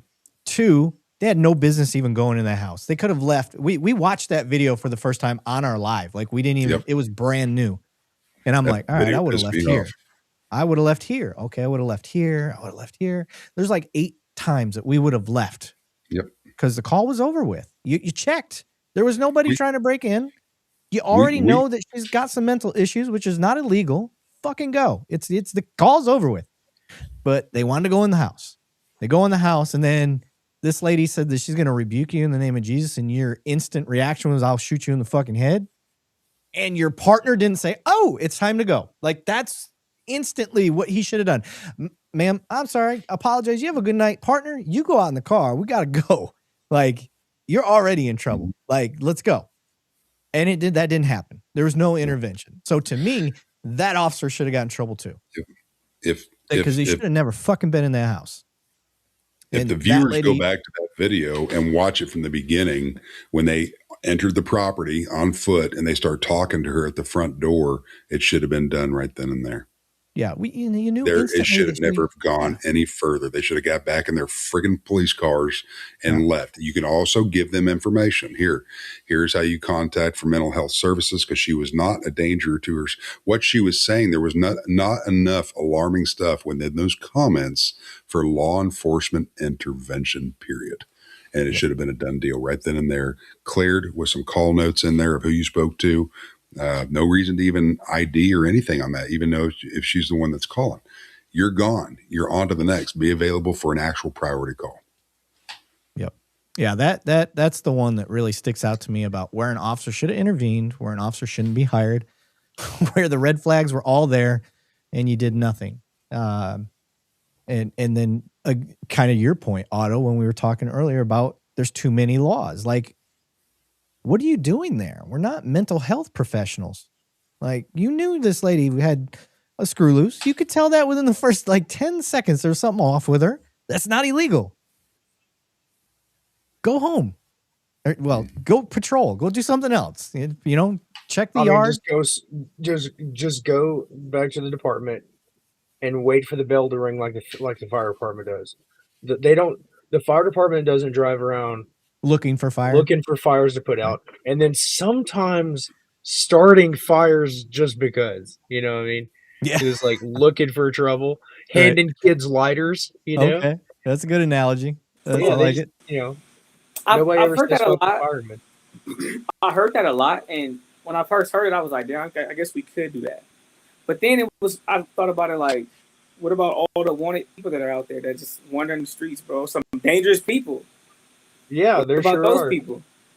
I don't know. Yeah, I don't know. All I know is that I don't want to be wrapped up in your bullshit. Okay, you know what I mean? So that's all I know is that I don't want to be wrapped up in your bullshit. I don't want my kids. I don't want you talking to my kids because you're dangerous. You might not be dangerous, right? No, I get what you're saying. You're speaking umbrella wise, Yeah, because I don't know. I mean, there is no Google review for the douchebag standing at my window. I can't, I might have can't just one invented star something, this though. motherfucker. He was like, no, I can't do that. We should be able to do that. We do have the technology now that we could easily do that if we wanted to. I don't guess there's enough money in that. I mean, dude, we're getting AI assisted body cams. You guys drive the shiniest cars in town. Know where I'm at. Yeah, so you better be careful. One of my cars had 500,000 miles. Not where I'm at. Yeah, not where I'm at. I think if we patrolled that way though, I just think the streets would be way worse. I really do think so. Yeah. I'll push back a little bit from a different perspective, Otto. For guys like you, for everyone that's like you that thinks cops shouldn't be doing this stuff, There's right? not a whole lot like me. Well, but there's hundreds and thousands of Karens coming to town hall meetings, going to this, that, and the other. I want my cops doing this. I want my cops doing that. Who wins? Who do you say is right? Who do you say is wrong? You kind of just have to get to the checklist of everybody that wants their cops to do something. Well, we have a very short list of rules that we want you guys to follow. Yeah, the rules. Now that we can definitely agree on that. It's the Constitution. That is the bottom line. It should fall to the Constitution. Yeah, don't come to my house and expect the night. Yeah, I agree with you. Leave my gun alone. Oh, absolutely, brother. Oh, 100%. So the government shouldn't be able to read. They shouldn't have ears, and they shouldn't be able to read. The justice is blind, that kind of thing. So if my sign's offensive, it's easy. It's easy. I don't understand why it's offended. That's what we need to understand. This is why I can't do a show. Or a class. Like I couldn't go teach a class on this because it's so easy. Yeah. I don't know what's difficult about it. Obviously that's probably why there's not a lot of training on it, because you assume is simple. Yeah. It's when you get into the nitty gritty of things that it gets convoluted, because when everybody's calling and saying things. Yep. People weaponizing police for their own agenda. Weaponizing police. Yep. That's it. And Trey, that's kind of what Otto's was kind of alluding to earlier, of us being pawns in a bigger show that we don't fully see. That's one of the things I have learned over a 20-year career, is that we get used and abused on both sides, and it's not a lot we can do about it. Of course, yeah. I learned that pretty quick, that is the case. Yeah, I learned that pretty quick. What was that, Otto? Sorry, you broke up. Oh, but you're still doing it. Yeah. Yeah. I just do it my way. I do it my way, Otto. Hey, look, I understand. You got kids to feed. I do it my way. There's a way to answer the people and still do it your way. Right. Do you have children? Yeah, I got 2 kids. Oh, right. Would you so when they grow up, you want them to like run a kill shelter at the animal control? You want them to put down the dogs? Hell no. Because somebody's got to do that, right? Somebody's got to do that, but no, that's not what I want for my kids. You'd rather them not do that, but somebody's got to do it. But they would be getting a paycheck. That's right. True. And they got good benefits because they're working for the city, right? So just because the job has to exist. Okay, how about this one? Somebody's got to do the business. Somebody's got to do the dogs, right? Yeah. Do you want somebody who's super fucking happy about doing it, that goes to work and loves the job? No. So if you got some guy in there that just absolutely loves pounding the fuck out of people, maybe that's not the guy that you have on traffic. Maybe you keep that guy in a glass case, because we need that dude. We need some. Yeah. I'm going to say something incredibly offensive to a certain number of people. We need some men, right? Some manly men with some big old baseball glove mitt for hands, and we got to keep them in a glass case, and we got to pump them full of whatever that shit is that you guys, are doing. Because it's not natural. That shit's not normal. Okay. TRT. That's what the kids are calling in this box, and you break glass in case of emergency, and you send the dogs of war through the door. Yeah. Through the shadow of death, or whatever the fuck it is. Yeah. But that's not everybody. Yeah. So you can't have the door kicking dude running traffic. You're not going to take, I hate to do it this way, a pit bull, because the pit bulls are, every pit bull I've ever had is a super sweet, right? But they look terrible. Yeah. They're capable of terrible things, even though I think the dogs are fine. So just like you guys, I think you're fine people. Yeah. But the power we hold. Yeah. So you got to put the right person in the right job. And I've done a lot of work in human resources, but like putting people where they need to be. Yeah. Because sometimes people will come in for one job and they are absolutely not suited for that job, but everybody told them that's the job they want to do because they want to help people. Okay, well, if you're wanting to help people, maybe traffic cop isn't for you. Right. Right. Yeah. And what do they do? What do they do with that pit bull when they get in trouble and they're on a pit bull unit where you want? Then what are you going to do with it? You're going to whack it? No, then they put him back in patrol. Oh yeah, put it. Yeah. You know what I mean? Like they get in trouble because they're out there doing pit bull stuff and they get to pit bull and then they put him in patrol or they put him in traffic. Well, you can't fire them because you got a fucking union, and everybody's talking about how the teachers' unions are well. I'm going through a little situation right now with some teachers' union stuff. I'm not going through the situation. I'm assisting in a situation with some teachers' union shit. Teacher needs to go. Yeah, but can't get rid of her. Well, anyway. You know what I mean? Yeah. And the same thing with you guys in your police union. And I don't know if you follow what these police union guys are saying, but what a bunch of jackoffs. They are not helping you and your image among. Oh, I've gotten in it. I've gotten into it with them on social media because they're putting they put out the TMPA put out something about First Amendment auditors. And I'm like, are you kidding me right now? Oh my God. Don't get me started. Sometimes I don't think unions are as strong. It was a satire show channel like The Onion. Yeah. Yeah. And it wasn't. It was actually them. I thought it was The Onion. You thought it was The Onion? Messaged them, said, dude, I fucking love what you guys are doing. Please keep it up.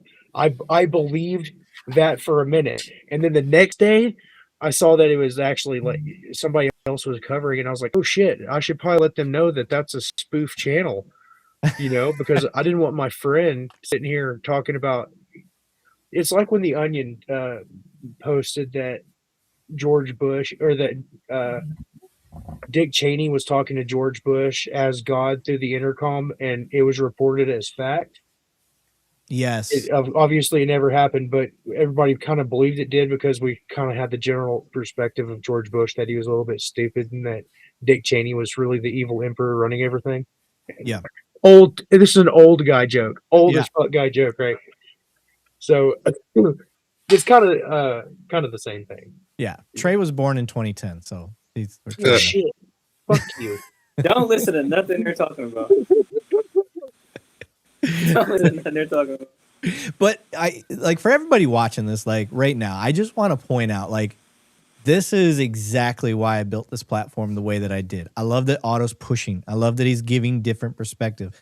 I love that cops are probably sitting here watching this just stewing because they want to say something because they're pissed off because they don't like what he's saying. Listen, you're never going to grow. You're never going to be a better cop. You're never going to be able to figure out how to get better in this profession unless you listen to guys like this. If you want to live in a fucking echo chamber, go do it. You're going to be a shit cop. You're never going to get better. I think people be losing track of just because you don't agree with somebody, y'all can have mutual conversation. I'm sure you could. I don't agree with the shit we probably do, and I don't agree with all the shit he do. We can sit here, we can chop it up about topics, and then go our separate ways. But right. A lot of people. Yeah. I'll have a beer with Otto right now. Yeah, I mean, as long as you're not looking at my asshole, I don't give a shit what you're doing. I keep all my weed in my pocket so you guys don't have to look, but you still do anyway. Right. I'm gonna need to see your ID first, though. My ID is inside my butthole. Can you? Funny thing about my ID is, I forgot. Oh shit! Yeah, we talk about ID crack on here too. That's another fun one. Cops being that's a fun one. I don't get it. I understand that it's probably an artifact of training. Oh, 100%. That's everything you do. There's a box on the paper. And I can imagine that it makes your job harder if you don't know who you're talking to. Yeah, but I don't know who I'm talking to either. Yep. Yep. And one of the I don't know what your record is. So when you show up and I hand you that piece of plastic, you get to know everything about me. Well, let me know your address. Yeah. Right. And you'll be like, oh, well, I don't want you to know that for my protection. Okay, well, I'm Otto the fucking Watchdog. Maybe I don't want you to know it for my protection. Yeah.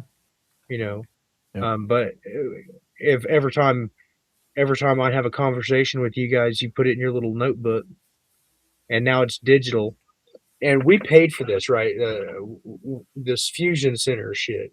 Yep. And a lot of people keep saying that it doesn't exist, but it Fusion exists. Center? I've gotten my record. 100%. I work with Yeah. the Fusion Center. Yeah, I'm not in the Fusion Center, but I work with it. I'll tell you all about it. Well, maybe they're telling me that I'm exaggerating the capabilities, but if it's possible, and I've thought about it, I'm sure the government's already done it or at least tried it. So, every time you guys put something into your little computer, it gets sent up, right, and added to a file. And I'm pretty sure my file is about, every interaction that you've ever had, and you guys get to say anything you want to on it. And I think that the citizens need to be able to do the same thing about law enforcement, because there is the ability to write a complaint. Yeah. Right. But most people are not going to go through the loops, hurdles, because it's not easy. Loops, they're hurdles. Yeah, it's not easy. It's not easy. And then even if we do, we might not have done it in the proper. If we call up there and bitch, that doesn't count. You have to write it, and maybe it has to be. There's all these things, right? And every department's a little different. Any way possible to be able to throw that shit in the trash and not look at it. Okay. So we need to have some sort of open complaint process, independent of the small departments. That was probably adequate. Never. Because if you're already having a problem with your local police, then who do you talk to? And then as I go back into history, I can just imagine how much of a clusterfuck this was throughout. Right. And then also that policing is kind of a modern thing that we've just created and then assumed that it's necessary. But it wasn't that long ago that there was no such thing as really police. I guess you would have police in cities, but outside of that, everybody was on their own. Yeah. And the exaggerations of what we call now the Wild West are phenomenally over exaggerated. There wasn't murders all the time. It was not really kind of few. And anyway, you know what I mean? Yeah. So maybe, and we do have a lot more people now than we did then, but we got to find some kind of balance between spending 60% of a city's income on law enforcement and providing the basic functions that the citizens actually want from law enforcement. Which really kind of hurts my feelings, because the only thing they ever want is like, there's people running the red light or not stopping at the stop sign. Because there's a town not too far from here that has a blinking red light, and everybody's constantly bitching about people not stopping there. I'm like, well, they're not stopping there because nobody stops there. Yeah. Nobody stops there, so we're all just trying to get through the light. I mean, there's a greater symptom there. It's not a law enforcement. Maybe we don't need a He-Man out there with a gun running that traffic. Yeah. And we're paying these people a shitload of money. So Yep. I don't know, man. It sounds like you're just saying about it just that bugs me. situation. A lot of things bug me. It sounds I don't like have any that solutions. situation it's already like self-efficient. You don't need police for the traffic thing you were just talking about. Right. Yeah. Well, That's what it sounds also, like to me.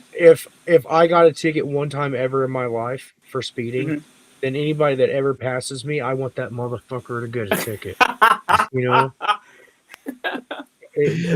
fair though. That's fair because I got it, then they should get it too.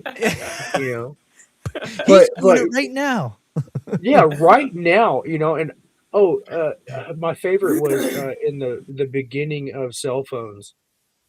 How many people called the police to report drunk drivers? And now I'm like, dude, I fucking wish the drivers would be drunk, because everybody's on their cell phone, not even looking at the road. At least the drunk guy is looking at the road. Yeah, he's trying to stay focused, right? He's trying. Yeah. At least he's trying. Right. So NBC NTX said, Eric, I'm reading your license and training, 2,175 hours, 0 on rights. At least you have worked for one department. There's actually a lot more hours than that, I would assume. I do have a dual master's in criminology and criminal justice. I'm a cop in the military, been a cop for the military for about almost 20 years as well. That's why we call it Two Cops, One Donut, Otto. I'm a cop in the military and municipal cop. Not for the dirty way you're thinking, sir. But I'm also a TCOL instructor. I am the vice president for the National Real-Time Crime Center Association. And I have worked for one other department up in Saginaw, Michigan. I worked there just a couple years. They don't pay, so I came down here where they do pay. So, And All right, that's tip of the turd. Nice. Yeah. that's yeah, I was born and raised in Flint, Michigan. A little quick background for y'all. I did not like police growing up, and that's the reason I became a cop, because I grew up in Flint, and cops in Flint were not good. Had really bad interaction, and somebody one day challenged me and said, you can be a part of the problem or part of the solution. That's when I decided to try to be a part of the solution and make policing better from within. And I'm trying. I'm not always going to succeed.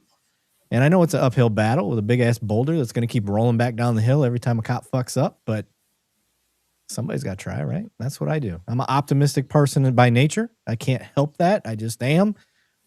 Usually chipper when other people are pissy, and it pisses them off more and I laugh more. So it is what it is. So I hope that answers your question, TX. I love training. I'm a big proponent of training, and I preach it all the time. What are you giggling about, Otto? Oh, because what class? I mean, you're the tip of the turd. I thought that was funny. I thought it was funny. I really did. I That laughed. was a good one. Bro, listen, I tell people all the time, call me pig, call me, That little swirly thing that goes on the top like an ice cream cone. Yeah, like when it disconnects from the butthole and just kind of floats almost right to the top of the water. Like it glistens It a little doesn't bit. just snap closed. It gives that little, Yeah. a nice calm release. Right. Not one of those surprised releases like when you're taking a shit in a porta potty and somebody knocks on the door. Yeah. And then that blue water hits you and you're like, oh, dang it.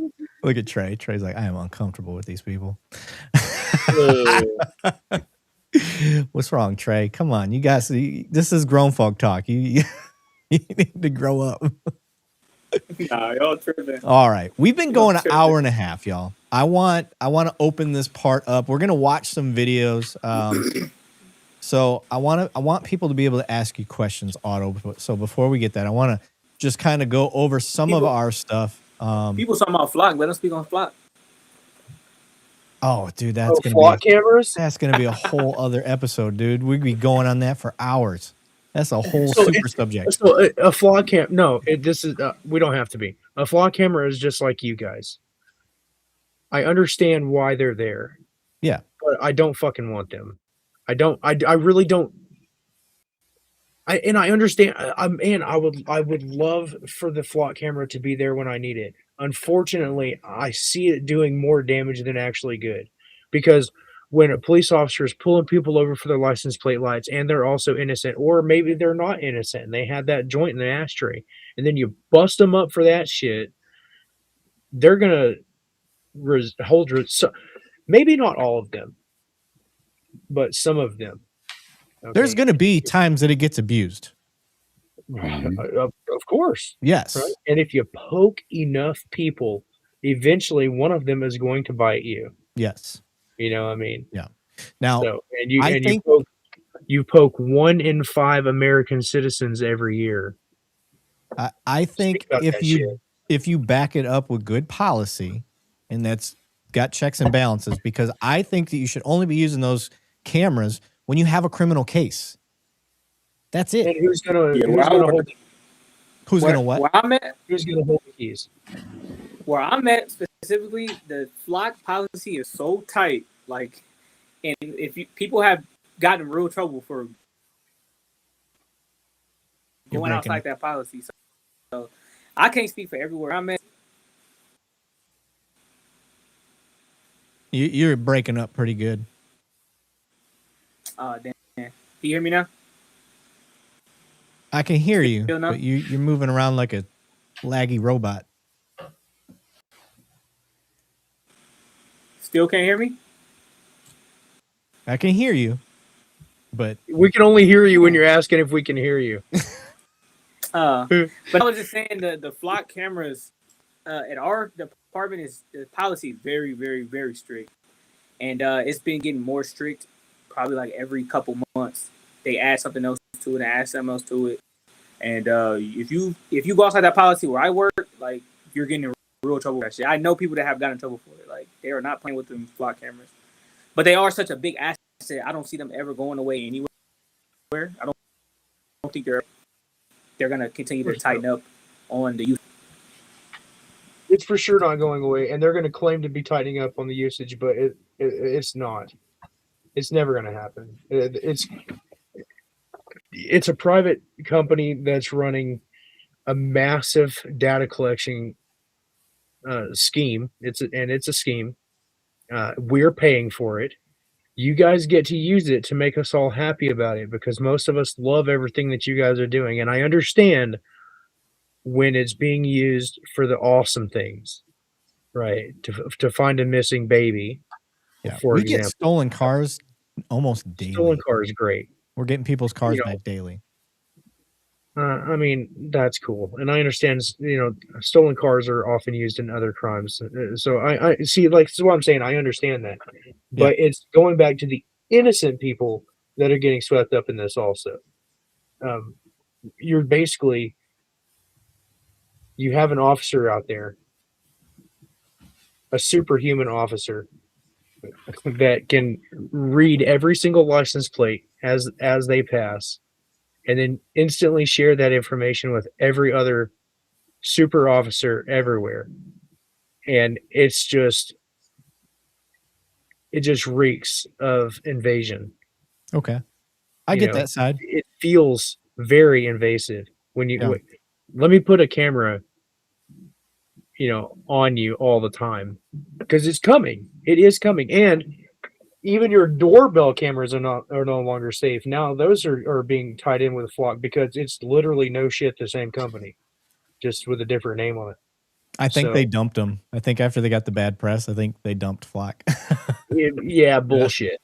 That's what they said. So, okay, well, this company and that company are no longer friends, but they're still owned by the same guy. Or the same stockholders. It doesn't matter. Yeah. It doesn't matter because it's all bullshit anyway. Right? We're all buying and selling pieces of small fractions of companies. And as long as you follow Nancy Pelosi's stock, you're going to do well, apparently. Yeah, you're not wrong. Right? So they're going to continue doing Flock, and it's going to get worse. It's now using your Ring doorbells and allegedly, I don't know if they're still doing it. This is why I didn't want to go down the Flock rabbit hole because it gets big. It does get big. I understand why it's there, but it's got to be terrifying. You have to be able to see that it's terrifying.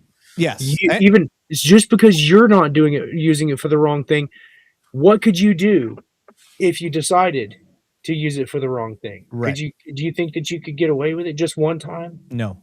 If you couldn't. Everything's got an audit log. There's no way, and you can't doctor it. No, yeah. I disagree. I think you get away with it. Up and go do something real quick and get caught. I'll get caught after the fact.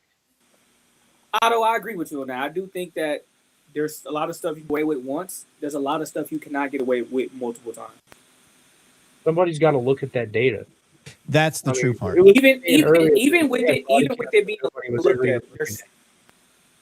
it being looked at, bro, like there is still some ways you can get away with something once. Like I do look at you on that, but multiple times, no. That's why I say it needs to be related to a criminal case. If you're going to, you can't get away with it multiple times, but the CIA was selling crack in Compton multiple times. They got away with that.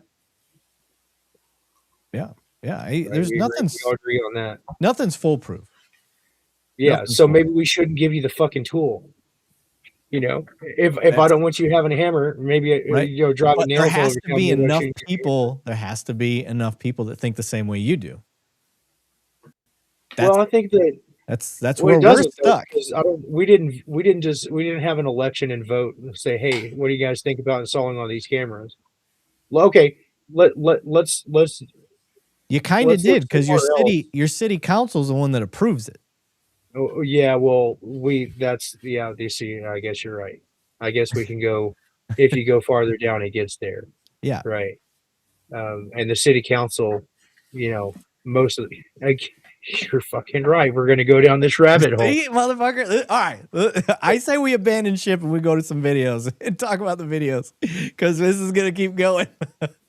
But we Let's can overseas and see what they feel about flock cameras Right. and how swamped they are with them, and if it's helping them out. yeah. Let's Yeah, look at other places who have done these things before and see if they think it's a good idea. Mr. Billfold, he said, And then we got to balance that with if they've made good decisions in the past, which I think a lot of people haven't. So yep. So Mr. Billfold just threw out a $5 super chat. He's mad at me y'all are right now. sending this shit to the wrong PayPal. It's He said, I borrow a truck to move a fridge. Truck owner has a warrant. Sounds like your boy did you dirty. Eric runs tag, pulls me over. On what grounds must I ID to him? Because the truck has a warrant. Yeah. That's just how that is. The truck's got a well, if warrant. he's driving, then he would have to ID because I mean you don't have to have a reason to. Yeah. So in Texas, oh fuck, I might tell you guys something you don't know about it. Yeah. You don't have to have any reason at all to pull somebody over. You can just pull them over to check to see if they have a driver's license. Yeah, but I don't know a single department's policy that allows that in Texas. Mine sure as fuck doesn't. Well, good. You Yeah. see, and that's It's actually that's against saying that policy. That's where we've made improvements beyond what the law would allow. Yes. So just because some things are legal doesn't mean that they're good. 100%. And we shouldn't do those anymore. Like some departments have no longer been enforcing marijuana things. Yep. Well, we're one of them. It's still illegal. Yep. So Yep. I agree with you. All right, guys. I wanna because I know if we keep going, we're gonna go down that fucking rabbit hole. So we are gonna change up the screen here a little bit. I want Otto to see kind of something that we get going on here. All right. So we are first. I want to start off because we've been talking about some serious stuff. So I want to start with a win. You guys may have heard about that Oklahoma active shooter that attempted to happen at the high school there. I think it's called Paul's Valley. So, oh shit! Really? yeah. Oh, you haven't seen this then yet, Otto. I want you to I see think I this. saw the video, but I didn't know it was there. That's a very I've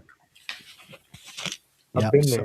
I got some friends like hell here. Let me we'll play this one and shooter in Oklahoma high school.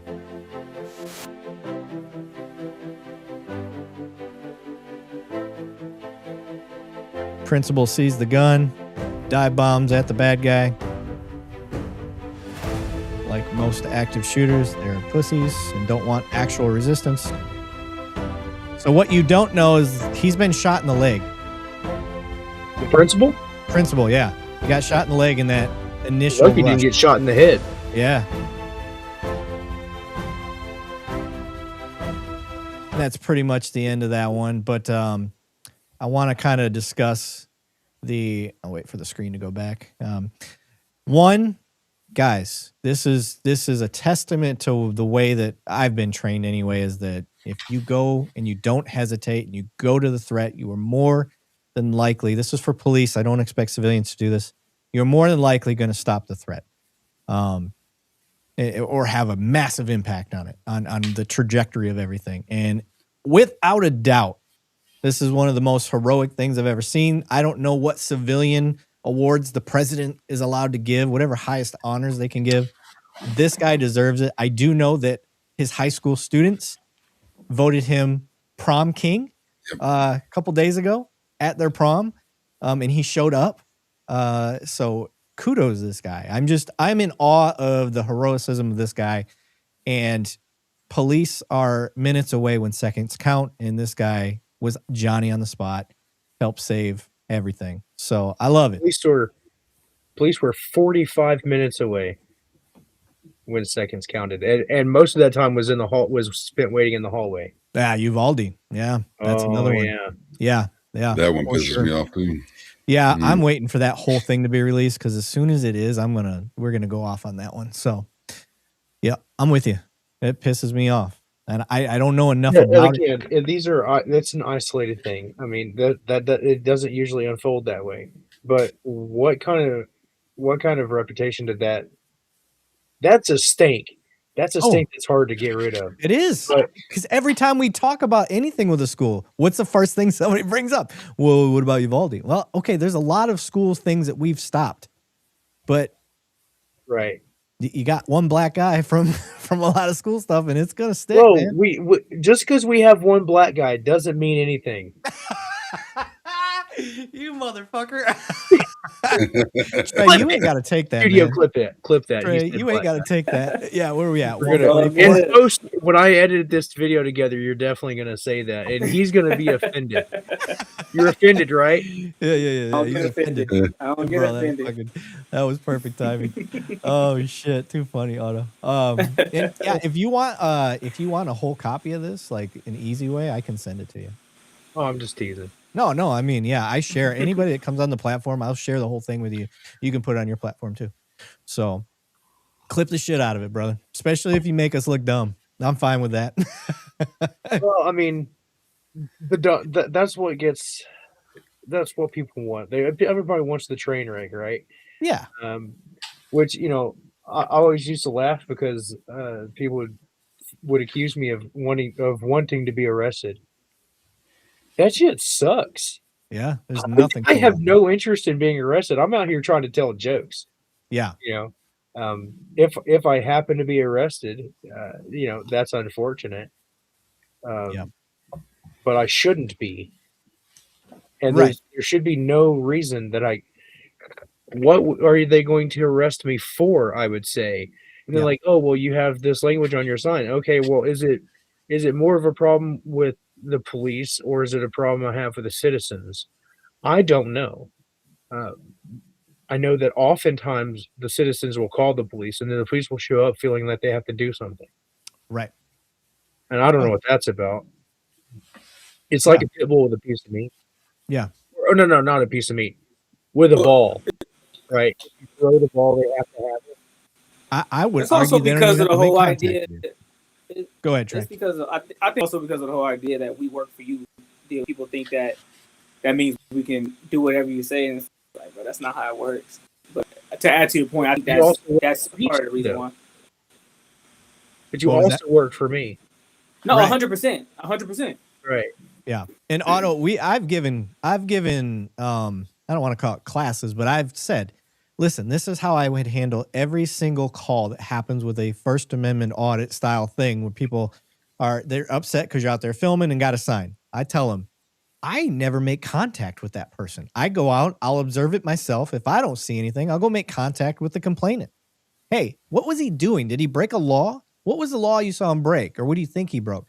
Okay, that's not against the law. Let me educate you, because I don't want them to call back. So I'm going to educate him. Like, look, he's on a public place. This is a First Amendment protected thing he's doing. Freedom of speech, freedom of this. It doesn't qualify as disorderly conduct, doesn't qualify as this, that, and the other. And here's why. Do you have any questions? No questions? Okay. He's going to be able to continue to do what he's doing. I'm not even going to go talk to him. I learned from San Joaquin Valley Transparency that he wants us to at least come tell him that everything's cool, just because he wants to know that the cops were called on him. And I said, oh, okay, I guess we can start doing that. But for me personally, if I don't have a law being broken and there's nothing I can do, if I got to take an opportunity to educate the caller to stop repeat calls and then bounce, I'm going to bounce and never even talk to you, brother. That's how it should be done. No, Well, when you're I always talking hit up about the auditors. Sorry. Trey, what'd you got? Nah, I said I always, if I get a call like that, I'll hit up the auditor. Secondly, like, hey, bro, just so you know, people calling about you. And then I'll just leave. Like, if they want to chop it up, we'll chop it up. But if they just want to argue and stuff, I'm like, all right, have a nice day. But I always tell them that people are calling about them. Yeah, that's the rookie way. I get it. I mean, I understand you got to be careful because we're a spectrum. You know what you're going to get, whether it's going to be, somebody fun and cordial, or not want to see you there at all, or because I mean it's everybody and it's everywhere in between too. So I guess it just, you have to make your own decision, and there's no right answer, because if they're wanting to get a confrontational video, because those are the ones that get the most headlines. Yeah. And you can't. We just did one last week. and I think that's when people brought your name up, of a little 5-foot deputy sheriff that an auditor's on the street, and she started out perfect. It was like, okay, you're good. Just so you know, people were calling and she's trying to get back in her car, and the guy's a pro. I mean, he gets her ego instantly when he asked for her name and badge number, even though she was about to leave. If she would have left, she would have been fine. But the ego took over when he asked for the name and badge number, and she a little bit of role reversal. Yep, she started. Let me see your ID. Yeah, started name drop. Oh man, it got bad, and it was 9 minutes of torture. We're just sitting here going, shaking our heads like, "What the fuck, lady? You should have left, and now you're done." And she was done. She got fired. So, great. So she's starting a new department in any day now. So I'm glad you brought that up, Otto, because we've talked about this, and this is something maybe a guy like you you're a smart dude, like. Not just. I mean, I got a long list of people who would disagree with you, but go on. No, I'm just talking with you in this. I know you know your shit, but the way you form your questions and your perspective, and the way you throw some analogies, like you're sharper than the average bear, and I mean that as a compliment. And I think I would love to see a guy like you try to get this movement going, because I think it's going to take a civilian, and I also think it's going to take the power of the police. We need a national registry. We need a national registry for anybody that ever applies to be a cop, is a cop, whatever that is. Their jacket needs to be on there, and it needs to be something that anytime a cop tries to get hired, that's the first thing the backgrounds people can go to. What's this guy's record? What's his jacket look like? And it's got to be wide the fuck open.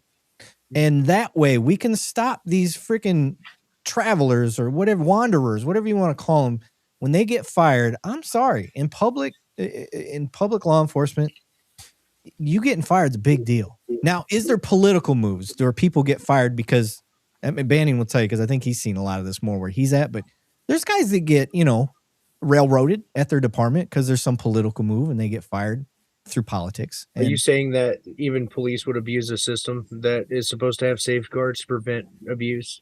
Yeah, I would. Absolutely. So you have a flock camera inside your department? Ooh. Yeah. Right. So it's just another system that's not supposed to be abused. We all said we weren't going to. Right. But we are. Yeah. Yeah. And maybe they don't do it on purpose, but we already have a system that tracks police officers. Here in Texas, it's called the TCOL, Texas Commission on Law Enforcement. Right. They have a website that will list your current active license number, and then all the departments that you work for, as well as your training. It's my go-to. Let's do a quick search on this officer. If you want to get more information, you have to go to the individual departments and request that. And of course, because I'm just a regular citizen, a lot of that sometimes it's hard to get, and so it takes a while and costs a lot of money sometimes. So I would have absolutely back having more information on the TCOL website. But actually, what seems to be going on is the opposite direction. So now there's a push from your buddies at the Brotherhood, which is a fucked up name for anything in these days. I think we should change the name, the Fraternal Brotherhood or whatever. Fraternal Order of Police? Yeah. FOP? Yeah. I think there was a Brotherhood? There's the Brotherhood for the Fallen, but that's nothing to do with a union or anything. Oh, was it the Fallen?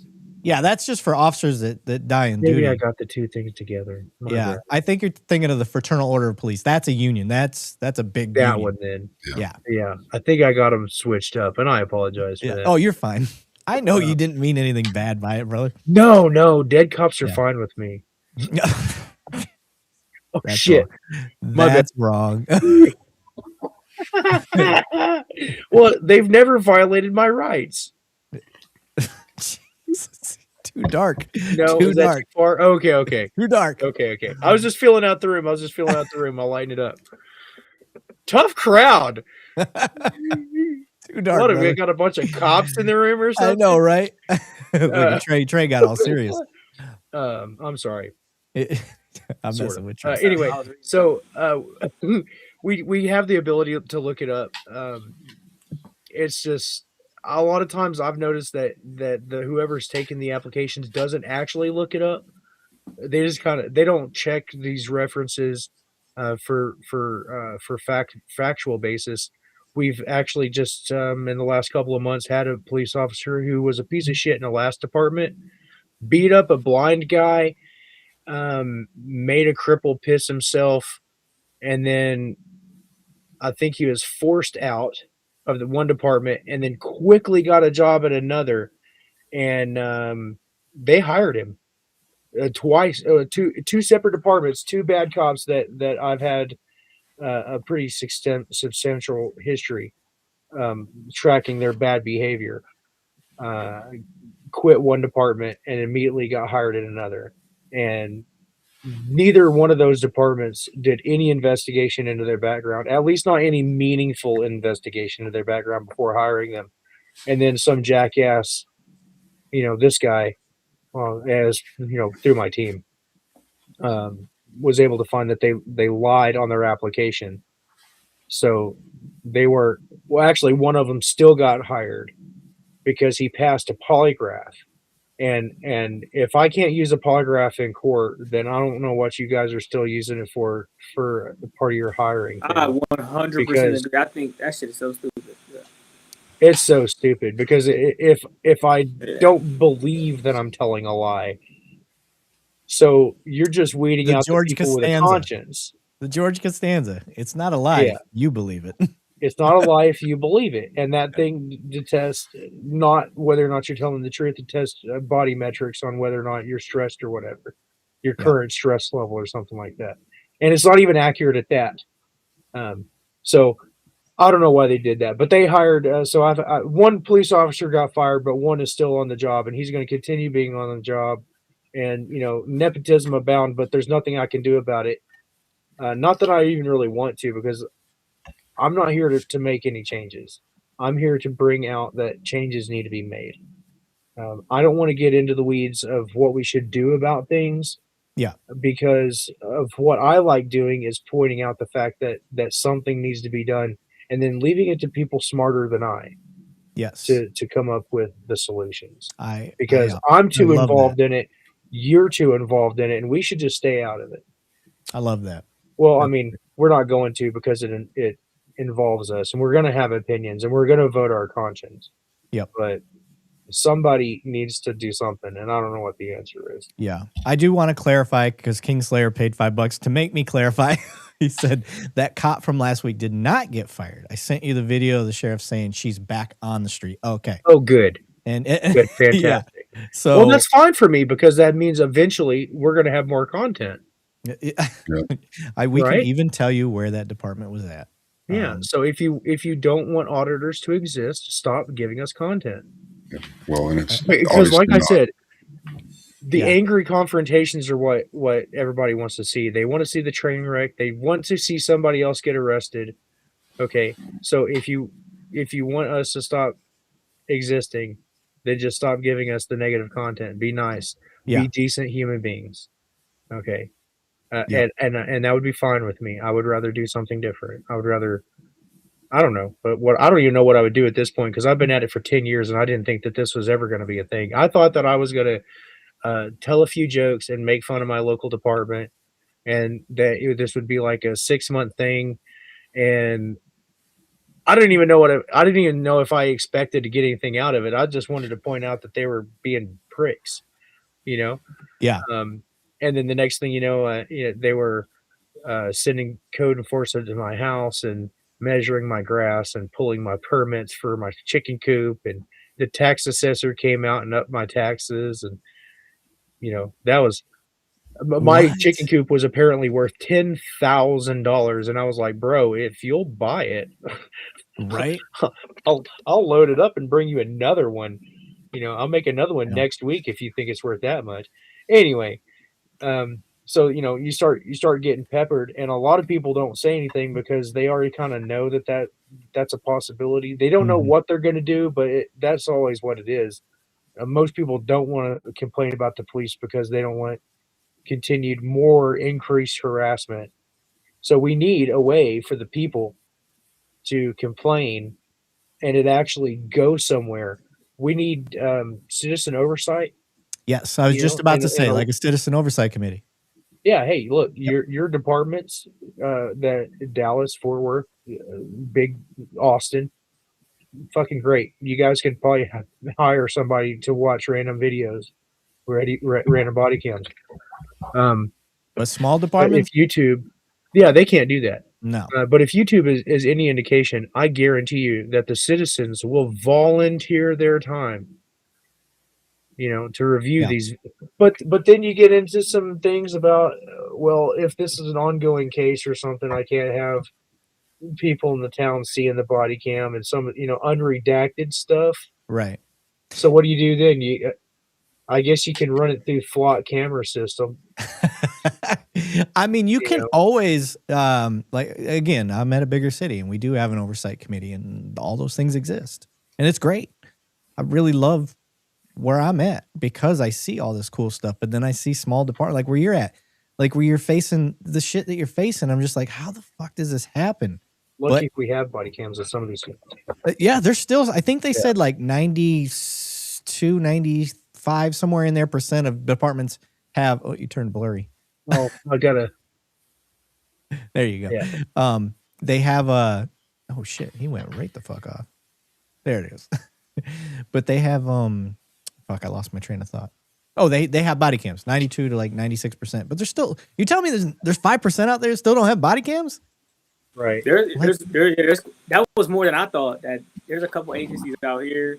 CHP didn't have body cams. They're barely starting to get them. There's a lot of agencies that still don't have them. Most do though. That's Yeah. CHP does not. I think does the sheriff's department? Which one? Oh, I can't remember. There was a big one in Florida. San Diego didn't. Nah, San Diego Sheriff definitely has body cam. One of Yeah. those big California agencies was getting a lot of criticism for not having body cams. I know that Highway Patrol does it, which is really suspicious. They're starting to get them now, but for a while. Look, if you don't have a body cam, that's suspicious. Oh, 100%. But it doesn't do any good because when body cams first came out, you guys were real fucking chatty. Y'all would talk about everything. It was unfiltered. You're communicating something. So somebody would see something and be like, "Oh shit!" Yeah. Right? Yeah, but it now was a culture shock for policing. Yeah. Well, because we're on your shoulder watching it. Okay. Now you watch these body cams and people are so subdued. Everybody's talking quiet. They Yep. get in little huddles. They're always worried about this thing on their chest that's recording it. Not always, but it's certainly Yeah. more. And I understand that because I'm the same way, right? Anytime there's a camera around them, am I in angle? Am I in the frame? Stuff like that. Right. So it does change some things. Yeah. But it doesn't do any good if nobody watches it. Just like the security cameras at Walmart. If nobody's watching it, then how is it going to find out if anybody stole anything? So Yeah. somebody's got to be reviewing these body cams, and we're dawning into the age where the technology is available, the internet is available, that we can start reviewing just random body cams and see what's going on, because a lot of times that's where the stuff is. Yeah.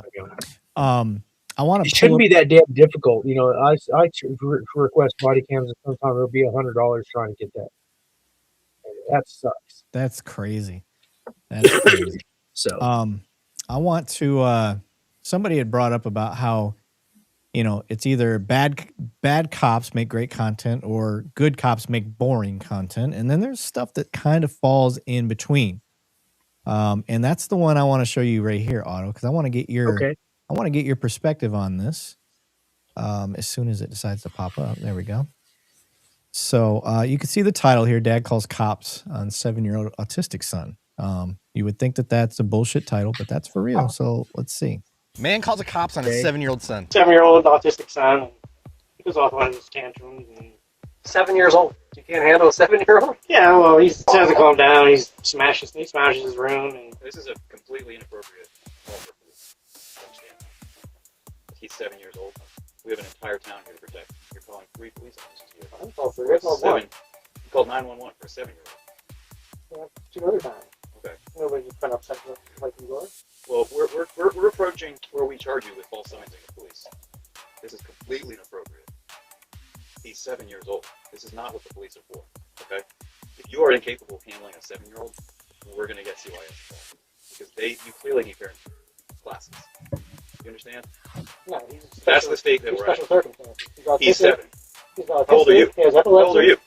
I'm 50. Okay, and you're 50 years old. You can't handle a 7-year-old kid who's your kid?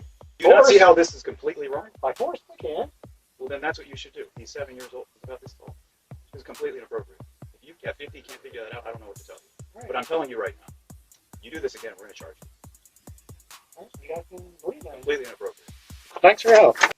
All right. So I'll get your perspective here in a second. I don't like setting people out into the blind. So I'll tell you how I looked at it is that, one, I do agree with the cops. This is not where they should be at. This is not our type of, I mean, look, we have hard times sometimes just figuring out regular criminal calls, and you want us to deal with a very special case of an autistic child that's having a tantrum.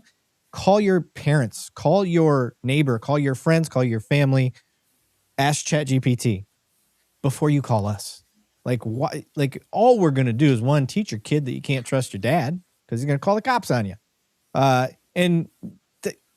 We are not equipped to deal with stuff like that. And this is part of my problem when I was kind of trying to school you, young Thundercat Trey, about cops being used as pawns and being used in positions because it plays on for the good cops out there, our desire to want to help. That's what this is playing on. I want to help, but I need to be able to step back and realize I am not qualified to help in this position. Now, I'll leave it at that. Otto, you tell me what you think from here, buddy. Okay, so I caught a couple of things out of it. One, it wasn't the first time. I mean, I don't think it was the first time that those officers had been out there. Yeah, right? They did kind of have that vibe, didn't they? Yeah, they definitely did. And the father was like, "Look at these fucking cops," and he uploaded that. So obviously, he's not really okay there either. Right. That guy's got something wrong. This is what it used to be called the nanny state, where we want the state to be our nanny and take care of us all the time. Every little thing needs to be, there's a government solution for you. So, I mean, he just got sissified. That's what it is. Good job on the cops, right? Because there's nothing they can do, right, at all. But shame on that guy for calling them, and also for the previous. How old was that guy? 50? 50, and the kid's 7. Oh my God! So sorry for the previous 50 years that failed you. Yeah, because this guy's obviously had nothing difficult ever happen in his entire life. Maybe we need to like have something terrible happen to us so that we can remember that it wasn't that long ago that we were worried about where we were going to get some food and hoping there wasn't sawdust in the bread. Right. Okay. And now we're, literally not eating because we're too fat. You know what I mean? Right. That's a shot fired at Banning. Only like super rich people got gout. Yeah. Right. Oh man, those that didn't catch that joke, Banning's been on a 40-day fast over there. I'm proud of you too. That's rough. For real, you really haven't eaten in 40 days? No way. No, it's I just ended a fast last week. It was 8 days of just water and electrolytes, and then I did a couple weeks prior to that with 3 days. 8 is tough. That's a long time. I've done 4, but 8 is tough. Yeah, it's you know how you can tell if somebody's on a diet? They let you know about it. Yeah. Same thing about yoga people. Sorry, I'm very public about it. Yeah. Or vegans, or what's the other one that's worse than vegan? I don't think anything's worse than vegan. No, there's one where you can't. What is it? I said gluten-free, but that's probably what you're talking about. Gluten-free, no, it's something where it's nothing to do with animals. Vegan. Oh no, those guys that are allergic and then nuts vegan. are pretty annoying. Exactly. And I was like, Damn is it, build up. this? Like, shut up and eat it. Yeah, build up your immunity like everybody else. Just have shellfish. Fucking. Oh, somebody's asking, was Otto a jarhead? He ribs like one. Oh no, I wasn't. My family is all military. Everybody in my family was military, and when it came my time, they told me not to. And I'm not sure if that was a good thing or a bad thing, because I would have been fucking good at it. Yeah. I'm a little chunky. Well, I'm a little now, on the chunky side. That would have been rough for me. they get you But squared away. man, hey, I'm pretty slick with a rifle. Yeah, had a pistol in my hand since I don't even know if I'm allowed to tell you how old I was when I started shooting. Loved it. My family was all military. I still have a lot of family that's law enforcement. I say it all the time. It makes Thanksgiving really awkward. It used to make it awkward, but now we all get along. I was gonna say, if they understand what you're doing, like if they just they did not. Jeez. I could get Took it at about first. 6 years. Yeah, I get it at first. Like, trust me, there's a lot of cops that don't like what we do. They hate it. I had a former NYPD guy get on me the other day because he just doesn't agree with my perspective, and that's cool. Whatever. Keep scrolling. You don't have to stop on my stuff and comment. You can keep moving. But I'm going to still do what I do, and I believe in what I do. I got a text message from one of our mods, and he said, can you ask Otto what he thinks of Two Cops, One Donut? That's from Tim. Like right now? Yeah, what you think about it now that you've been on for a while. I mean, I've seen your show before. This isn't the first time I've ever heard you talk. I appreciate what you guys got going on. I understand where you're coming from. I like the fact that you're wanting some different perspectives. You're not, I've never seen you jump on, try to like bash. No. I don't want to say us either, because I don't even know what the fucking auditor is. Okay. Yeah. How do you define it? I don't know. I just lump everybody together. If you're talking about the First Amendment, you're an auditor. I guess it mostly depends with the camera. I guess if you're filming it, that makes you the auditor, but that's fucking dumb. It's a dumb term. Yeah. But it's what it is. Yeah. So I guess First Amendment auditing is what it is, and I don't know who coined that term, but I wish you had consulted somebody first. Somebody in marketing, maybe. Yeah. Maybe a team effort. Yeah, well, we could have come up with something better. I prefer fuck copsing. Yeah. I prefer the term fuck copsing, but I understand that's probably that's a new one. Monetized. You've never been fuck copsing? I haven't. I have never even heard that term until just now. We'll have to go one night. It's kind of like bar crawling, but it's where you go to different police departments and just wish them a happy fuck the cops day and flip them off and drive off real quick. Quick but safely, right? Not too fast. Yeah. Make sure your seatbelt's on and your fucking blinker works. Yeah.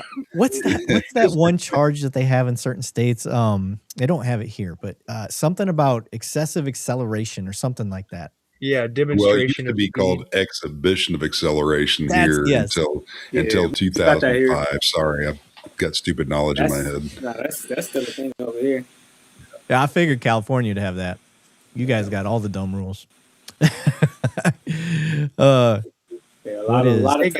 handful of them. California is one of the places where, when I have to go into California to work, I'm extra cautious.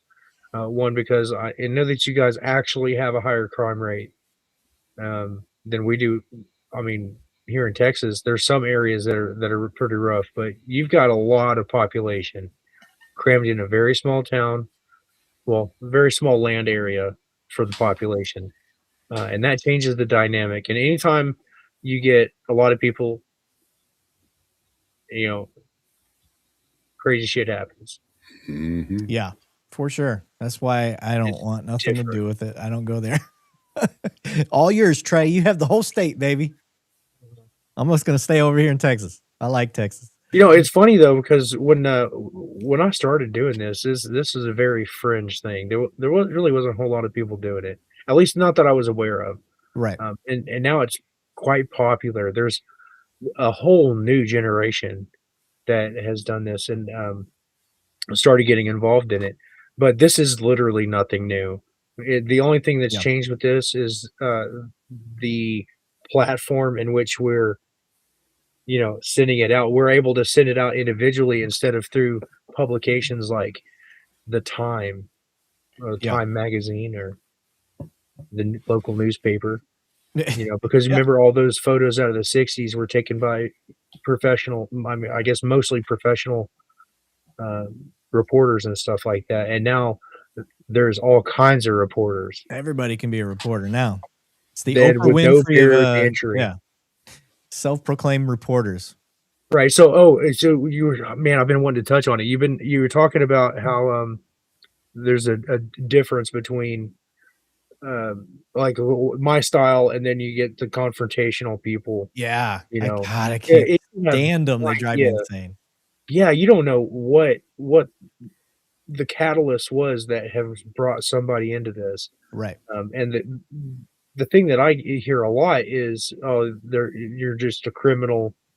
You hate police because you're a criminal. And there are people who have criminal records that are doing this. Mm-hmm. I do not. But I also know a lot of people who have criminal records that really didn't deserve it. Yeah. And even if somebody's found guilty, I've seen enough now at this point where I have a really hard time accepting some of these charges that I'm seeing brought against people. Yeah. Sometimes they stick. So you don't know what's brought them to doing this. And some people are just angry anyway. Some people have more animosity towards you. So yeah.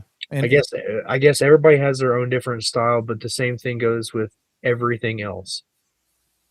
There's some people, let's talk about football. Some people are good tackles, linemen. Some people are just defensive backs, and then you get kickers. Yeah, we let you play. Right. Yeah, we don't really. We're glad you're there, but. We've shared some very new auditors before that were out just, you could tell that they haven't really done it and they're testing the waters, and they're interesting to watch. It's fun to watch their progression. There was a very young kid. I don't know that he was even 18 yet. He went into a post office and just absolutely killed it. I mean, you would have thought he'd been doing it for years. And then the officer that came in, he killed it. He did awesome. The only people that really screwed it up were the employees. Yeah. It was a great audit to watch. And we talked about that. I was like, oh my God, this kid's amazing. How long has he been doing this? And our audience here was like, this is his first one. I was like, holy shit. Your boy knew what he came prepared. And it's fun to watch. I like that stuff. So yeah, preparation goes a long way. Yeah, that's why I'm glad you kind of brought this up, because it's one of the major questions or accusations that come on here when people get on us. Why are you showing these criminals? What's the term? Frauditor. Why are you showing all these frauditors? Yeah. And there's plenty of that. And I kind of understand the term frauditor a little bit better than the auditor. But some people think that if you get arrested, that's a good thing. Because you're going, this is hilarious. Okay. Try to maintain yourself. Okay. They think that just because you get arrested, that there's a lawsuit you get a false arrest, without actually committing a crime, that there's a lawsuit on the end of it. Yes. Thank you. They think that a lawsuit has a paycheck involved in it. And let me tell you, as somebody who has filed multiple lawsuits, both with attorneys and pro se, you are not going to make a living off of getting arrested and suing anybody. Maybe if you were like hit by a big truck and your buddies with Jim Adler or something shit like Texas that. Hammer. Okay. Texas Hammer. But you're not gonna survive off of lawsuits.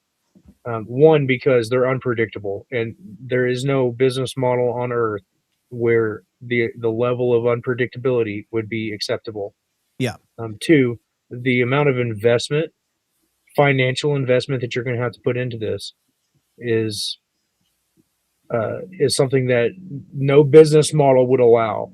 Yeah. Okay. If I'm going to have to put at least 50 to 60% of my potential earnings, okay, into getting the earnings, then then whatever's left over, it really isn't worth it. You're not making any money. Everybody else is making money. Okay. Also, you do not get money unless you have suffered damages. Well, I mean, there's exceptions, but just we're talking broadly. It So has to be you have very to get extreme. fucked first. Yeah. Yes, we've talked about it, and this is something I've learned from auditors, is because I used to recklessly just coming out. Well, they just got a lot. They just won a bunch of money there. Oh, we just watched that video. He's going to get a bunch of money, and I'm wrong. I was wrong. I really thought that it was that easy. It's not that easy. It's not that easy, and it takes a special individual. I've seen a ton of people. Okay, how about this one? Just try to find an attorney that will take it. Just try to find an attorney. I'll tell you, there's only a handful of them that are willing to go after cities, municipalities, counties. Yeah. Very few willing to go after state. Yep. And unless you get a department that is gets it, and they see the video and they're like, no, we're going to get fucked if we go to court on this. Like, just pay a settlement. Like, if you can get them to do a settlement, that's great. Yeah. Settlements are always less. Yeah. Oh, for sure. They're always less. Yeah. Okay. And then this goes back, the attorney's still going to get a cut.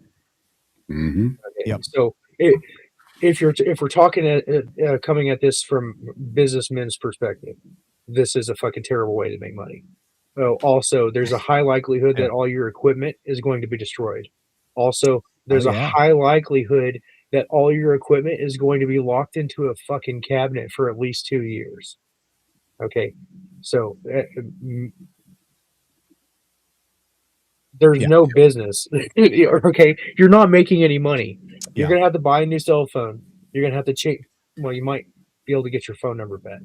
Right. But if you have any equipment, it's just, it's not, I can't tell you how I could go. We could continue into details if you want, but I'll beat the dead horse if you want me to, but there's not money in the lawsuits. Right. So, but it's good for them to hear that from you, because everybody that watches your videos thinks that I'm winning a lot of money. You're going to think you're out there just lawsuits, killing the game with lawsuits. Yeah. And that's not true. And I am killing the game, but I'm killing the game with results. Okay. I've gotten police officers fired. I've gotten judges arrested. I've got 2 judges, 2 mayors, 2 police officers in the last 6 months. You got a judge arrested? I got 2 judges arrested. That's insane. I got an ordinance thrown out. Well, I'm taking credit for shit that other people did. I broke the story on judges being arrested. I got video that nobody else had, including the prosecutors on the case. Okay, so I'm doing. I reopened the video that I was able to get. Reopened the judicial investigation and broadened the scope of what he's being investigated for, because he was drunk with guns in the car and nobody ever said anything about it. And the prosecutor quickly gave him a deferred prosecution for 12 months, even though this is his second DUI, and he got a deferred prosecution on the other one. Right. And also, while he was being prosecuted for the DUI, he allegedly made a phone call threatening another person and was sued for it and kicked off the bench for that. So, wow. And was facing criminal prosecution for that. Yeah. So, Holy I mean, shit. it just goes on and on. And then, I've reported a bunch of stories of people who've been arrested, which is uncommon in this genre. Actually doing investigative reporting is uncommon. Most of the time it's, I'm just coming in here to file an open records request. And that's fine. Okay, that's fine, because somebody needs to test that also. The problem is that sometimes the camera is so unsettling to people that they act differently than they normally would, as we discussed before. Yeah. Mm-hmm. So you're not going to get an accurate. It should be, but it should be a hidden camera, like something a little bit more candid. But again, there's no money in this. Yeah. So, you can make money at it. I'm not saying you can't, but it's not through the lawsuits. You're going to make money through the ad revenue, through donations. Right. And Yeah. I'm not entirely sure that the money is worth it, because I'm net negative. It costs me more to run this show than the show actually makes. I'm with you. Yeah, I'm with you. so 5 years is still is red the bad? That's in the red. the number of hours that's put into, and this Editing, is all from that shit. I've spoken to a lot of auditors. Okay. The amount of time that we put in to doing the YouTube show, whatever that is, and it's different for everybody, is more than what we're making. Yeah. We're making like less than $1 an hour if you really add it up. Right. And then we're having to have another job so that we can afford the equipment and to pay the phone bill and the gas and everything, associated with it. So it's net negative. You're not going to make money at it. You're doing this because you love it. We do not make $100,000 to smell weed in every vehicle that we pull over. Well, actually, technically, I don't make $100,000 anyway.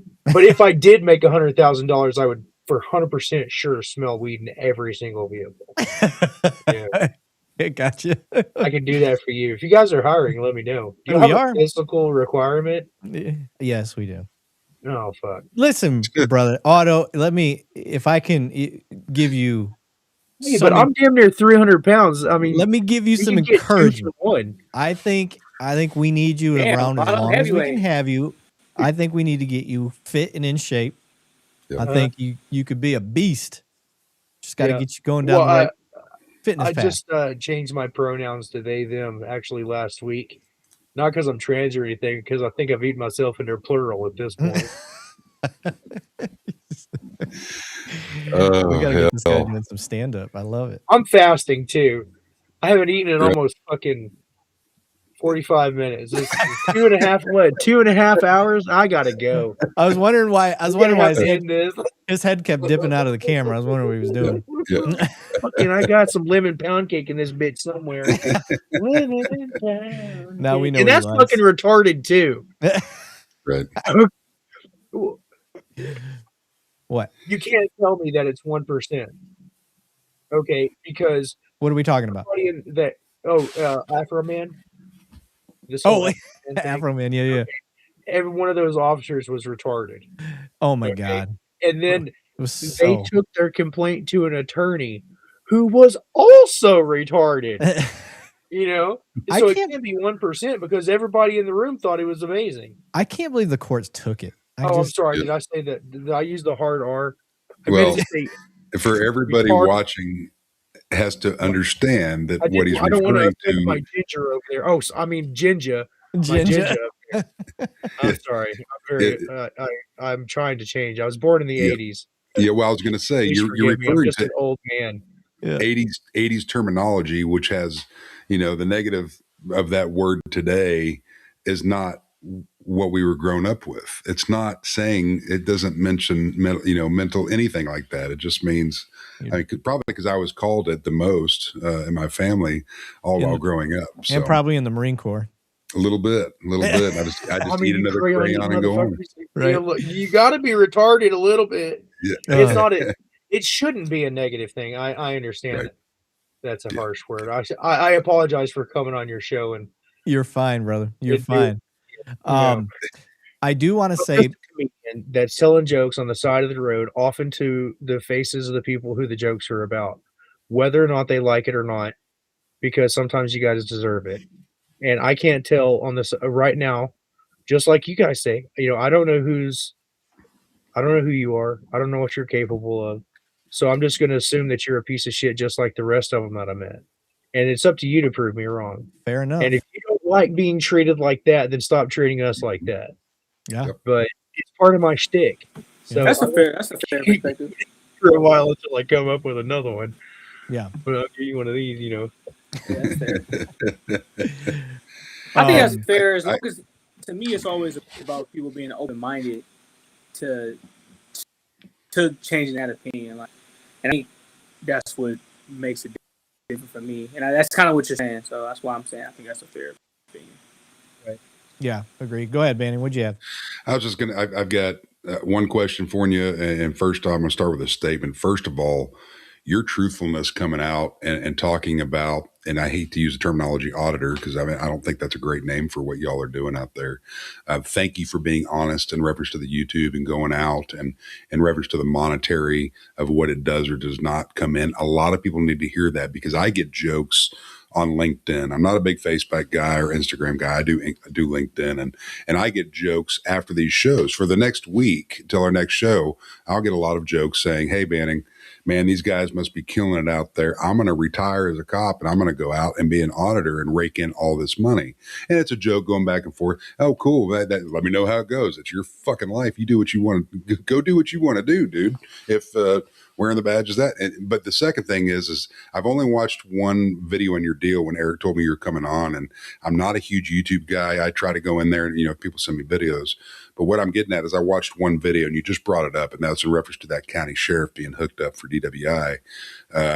And I believe he was like 2 miles from his house, and then the officers were treating him like some type of king on the side of the highway and were just real lenient. I think they took his truck back to his house, correct me if I'm wrong, and did all this stuff that they're not going to typically do for a normal citizen. I have had to arrest cops, and when I did, their shit gets impounded. They go to jail. And you get treated like everybody else. But the question that I have for you is, and I will know better once I look at your channel, do you when I mean good videos, when an officer actually does what he's supposed to do with the law enforcement official that's in the video and does everything, doesn't bother you, maybe waves, "Hey man, have a nice day," walk by, and obviously it's not going to generate content, but I think a person like you is still going to put that out there for people to see, even though it's not going to get a lot of clicks and stuff. And that's my question is, do you put all the videos out? I don't exclude that content from my channel. I appreciate that content. So I primarily do live streams. My live streams are where it's at. And that is raw, live on the street. If it happens, it happens. Okay. When I cut videos, I like to go from the beginning to the end. And sometimes I'll cut stuff out. Like if there's a bunch of dead zone or something like that, I'll cut that out. But it's up to you guys to show me what you look like. Yep. Yeah, agreed. And also, absolutely, there's plenty of videos out there of you guys saving babies and rescuing kittens. That's not what my channel's about. Right. Sure. There's plenty of other places which you can get that. I'm critical, and I'm telling jokes, and I try to make it funny. But what I like about you, I don't exclude good videos, but I don't search it out either. But I'm still going to clown you. Right. And hey, if we're going to go to the academy and go out and serve people, you have to be clowned. If you can't handle being clowned, you're in the wrong friggin' profession, period. But you look like a guy and sound like a guy for the short amount of time that I've met you today, that you look at both sides of the coin, and I appreciate you for that. I do look at both sides of the coin, and nobody is immune. I love it. Everybody gets it. We're the same way. I do want to give a shout out to. I feel like punching a lot of the auditors are. I don't really like punching them because they're my buddies. What about HBO Matt? I like HBO Matt. Yeah. So like I said, everybody's got their own style, and even if you don't like them, it's still kind of fun because the idea, I guess the way I think of this audit thing. Okay, well, how are you as a law enforcement officer going to handle a crazy motherfucker who just hates you? Okay, is he doing anything illegal? No. Okay, so leave him alone, no matter how many times he throws the effort at you.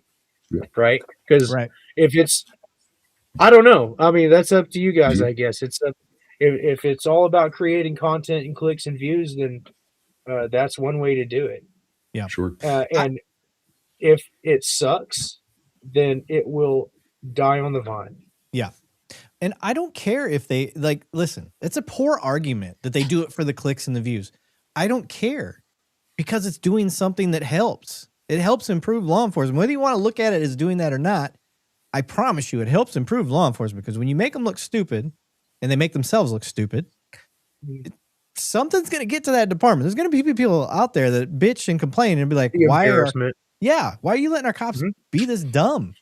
So It's just like It's not. body It cameras. shouldn't be that difficult. When body cameras first came out, started from a lie. It was the whole Michael Brown thing. And the dude admitted to lying about what he saw and what happened. And people were like, well, see, we told you. I'm like, you're focusing on the wrong part. The beauty of this whole tragedy, which I always like to see something good happen from a tragedy. And that was body cameras. I cannot function if I walk out of the sector without my body camera. This is how good the culture has gotten where I'm at. I feel panic. Like you just passed a cop speeding. I feel panic. That panic hits me. My butthole puckers. I'm like, oh shit, where's my camera? I run right back in. I don't take a call. I don't do shit because I don't have my camera on me.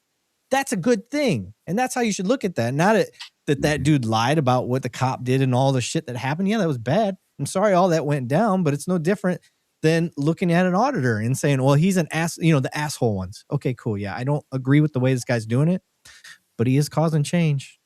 Whether you want to admit it or not, he's causing change. Good change. Yep.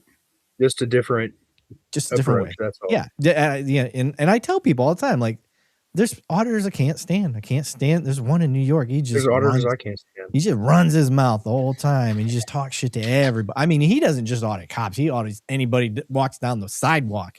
And I see his stuff all the time, which drives me even more nuts because I'm like, how you keep getting my algorithms? Well, try not on to that watch line, right now there's a popular, well, I don't know if it's still popular, but banks and dispensaries are becoming a thing. Yep. And I mean, that's not really typical. That doesn't fit the bill of a First Amendment auditor, testing the government. That's obviously not the same. I guess technically it could be if you're expecting the people inside to call the cops on you. But I mean, is that all we're allowed to investigate is the response of law enforcement and the government? Because I see those as looking at what people, testing the citizens to see what their reaction is. Yeah. Which is also interesting. It is. And I don't know who's going to find it interesting, but somebody might find it interesting. And if it's not good, then it will die on the vine. Okay. Yeah. So if it's not illegal, we'd already have a thing. If nobody's being harmed by it, then maybe we should just leave it alone. Even if it is illegal, maybe there's no harm being done.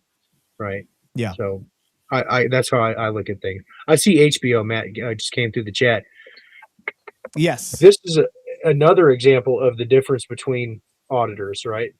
There's First Amendment and Second Amendment. We were talking about Third Amendment auditors, which would be fun, like dressing as a law enforcement officer and then going. I gave you an idea, didn't I? Yeah. Well, I mean, I talked about it before, but there's no way to really test it because, it'd be trying to ask somebody to go live in their house. So that'd be testing the citizens, wouldn't it? Yeah.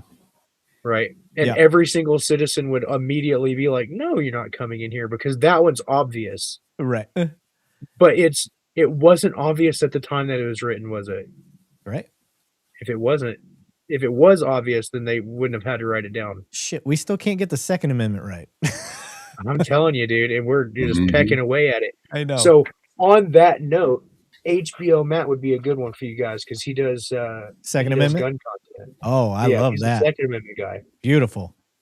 I love that. Yeah. Okay. And I have a Second Amendment question about because I try to work with him on mostly signage. We're covering signage right now because the new open carry thing. Yeah. There's a lot of jacked up signage. A lot of places where they're saying that you can't have one and you can, and I'm just kind of like, man, how many times do you guys want me standing out in the parking lot and fiddling with my gun? Yeah. You know what I mean? Yeah. For real, because it's 2 or 3 times a day if I was to do it. So I always say, okay, well, at that point, as a person who carries every single day, if every building I go into, I have to take off my gun and put it in the car, well, then every car has a potential of having a gun in it. Stolen gun, yep. Yeah, so now we got stolen guns going everywhere, and you guys are going to be bitching about that next. Yep, because I bitch about it all the time. Like, why did you leave your gun in your vehicle? Most of the time, it's overnight, and that's where they're really getting themselves into trouble. But yeah, and I have an issue with but I know a lot of people who keep guns in their car too. Yeah. Like a little backup, Yeah. because most people don't need to carry it all the time. Mm-hmm. Yeah, I get it. But And I don't want to have to take it off to go pay my water bill. I'm not doing nothing. right. You should be worried about the guy who's pulling it out and shooting people, not innocent people. Hey, you're preaching to the choir on here. I'm one of the biggest gun advocates that are out here. We're in Texas, baby. Okay, well, One of the then I'm gonna freest say states the for same guns. thing with the weed. What And about drugs, and for all and all drugs for that matter, right? Because even if they're high on crack, let me redo my camera again. Oh, there it goes. Even if they're high on crack, There he is. even if they're high on crack, Yeah. you What know, about it? Are they doing anything else illegal? Right. I think just leave 'em this alone. is just my personal opinion. Dope should just be an enhancement to the criminal behavior you're doing, not that the dope in itself should be inherently illegal. Well, anytime something that somebody has, just mere possession of anything. Yeah. And I'm saying this very broadly, specifically, because the mere possession of something is so easy to fake, isn't it?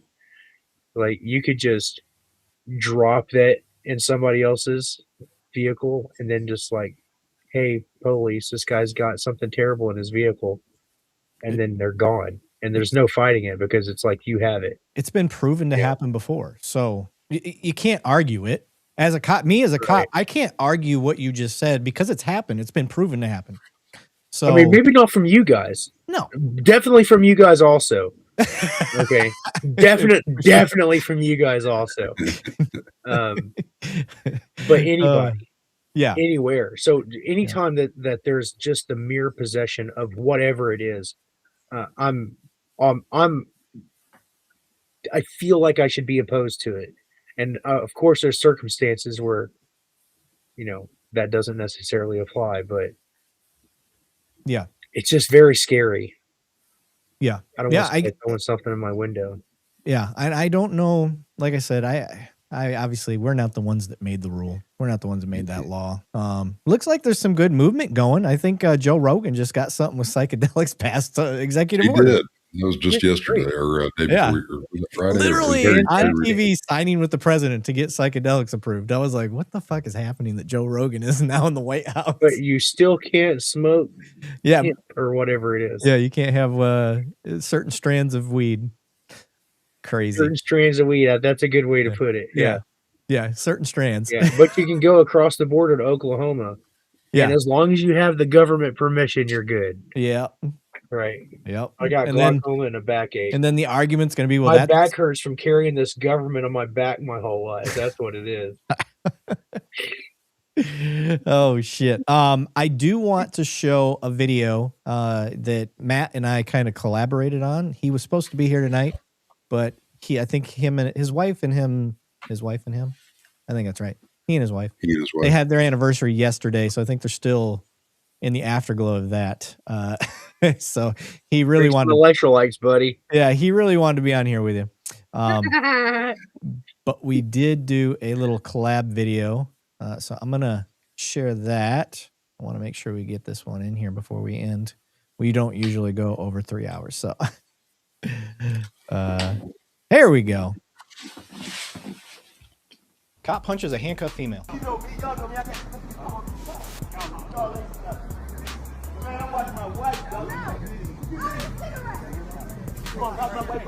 Hey, yo, then you just hit her.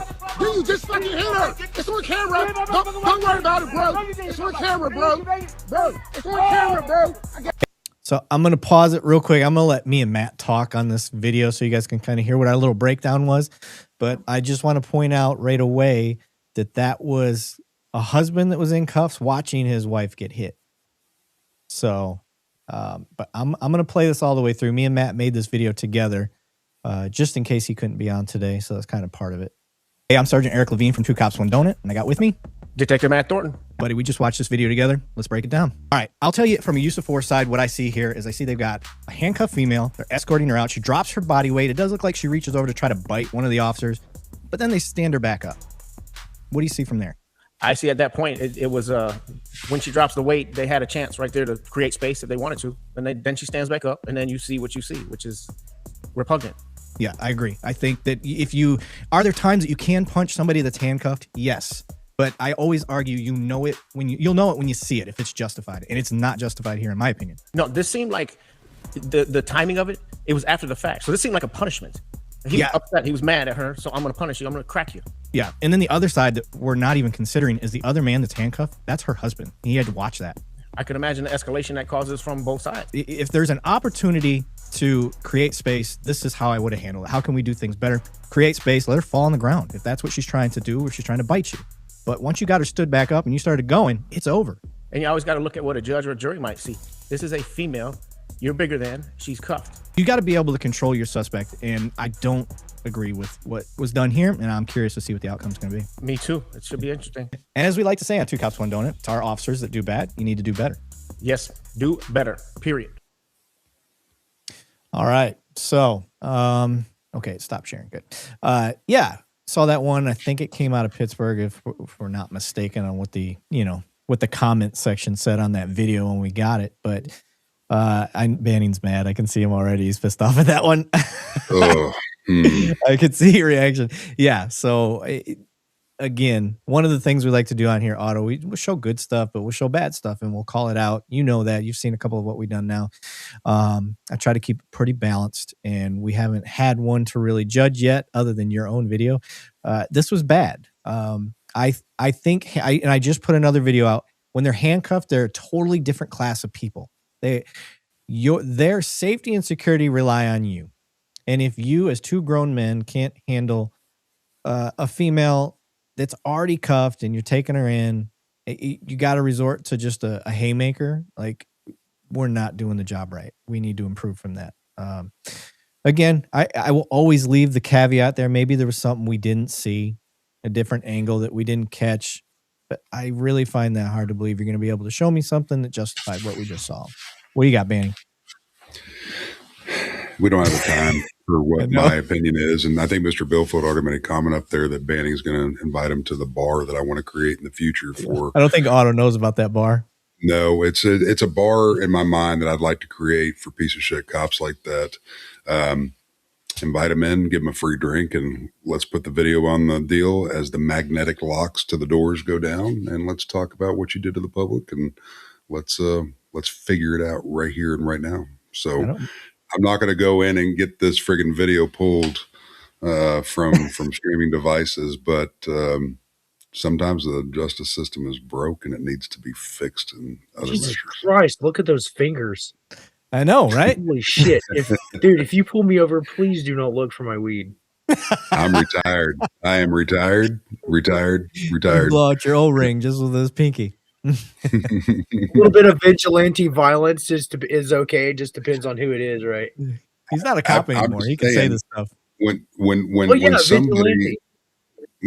somebody's out there doing this to my citizens, a bus and go on tour.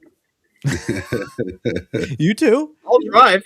Yeah, you two could for sure. We'll fucking go to every one of these bad cops and let them have it, buddy. I'm with you. Yeah. I'm with you. We shouldn't stop there though. We should continue on. Should we do some judges too, or should we not even talk about them? Not yet, but we shouldn't talk about them. No. Yeah. We got to address judges this. Judges are amazing, especially the ones who I'm in your court. I love you so much. You're safer in North Korea at this point with American police going around unchecked. Like, come on, brother. Like, of all the places you could have named, like, you had to be so extreme that nobody could even take that serious. You think you're policed here? My guy, come on. I get it. Hyperboles. I love it. But yeah, we are creeping up. We're going to have about 10 minutes left. I definitely want people to be able to ask you questions, Otto, if they got any questions. But I also, Otto, I want you to be able to say and talk about whatever it is that is on your mind as well, sir. If you got anything you want to get out to your people, anything like that. If you guys got questions, start throwing them in the comments. We're going to start throwing them up there. I mean, I talk to these guys all the time. I appreciate everybody. You know, I'm glad that everybody that we have the ability to have this conversation.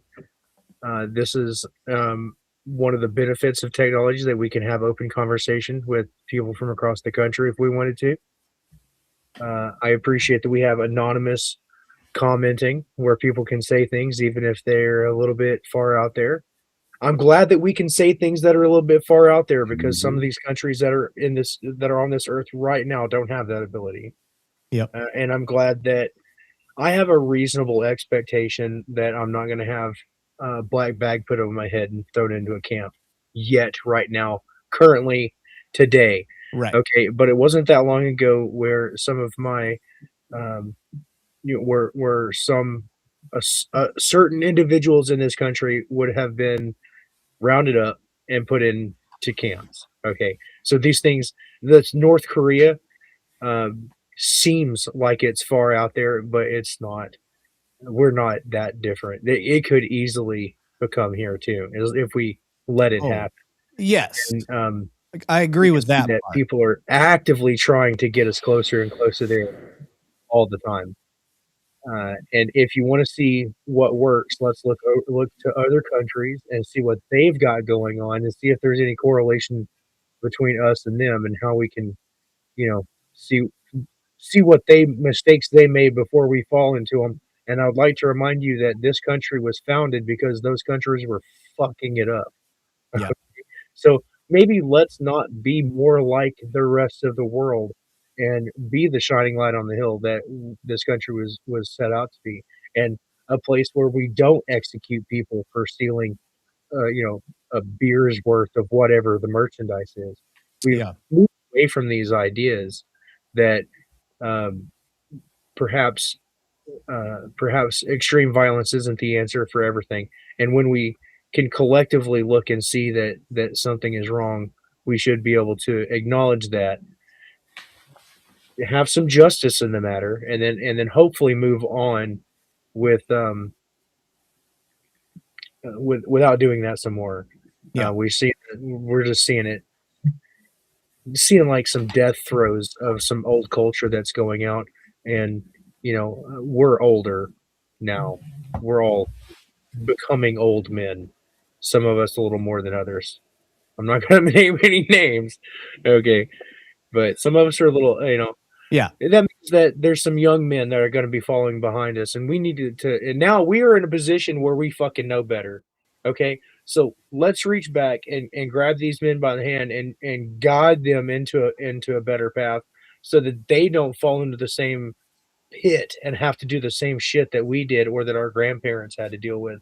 Because my grandparents were alive during that whole Japanese internment.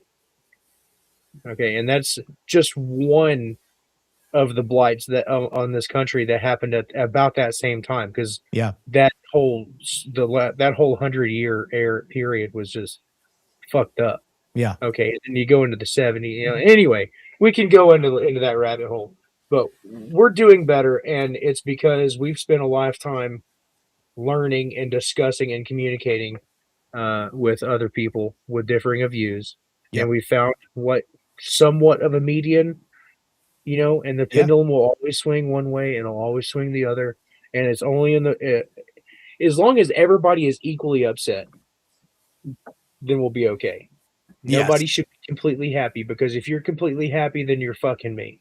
Yeah. Okay, and nobody wants to be on the receiving end. Yeah. Always.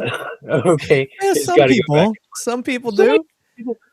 Yeah, some people. And I don't judge. Thing. I don't. It's whatever you're into, bro. Well, you've been in law enforcement a long time. Are you a corrections officer? We'll talk offline. No. We don't want to go there. I was gonna go into some. I was like, wait a second. I was about to set you up for like probably one of the worst ones. I don't want to do that to you. You're a nice guy. Yeah, I appreciate you. Thanks for looking out for me, brother. Yeah, you're good. You're good. Oh shit.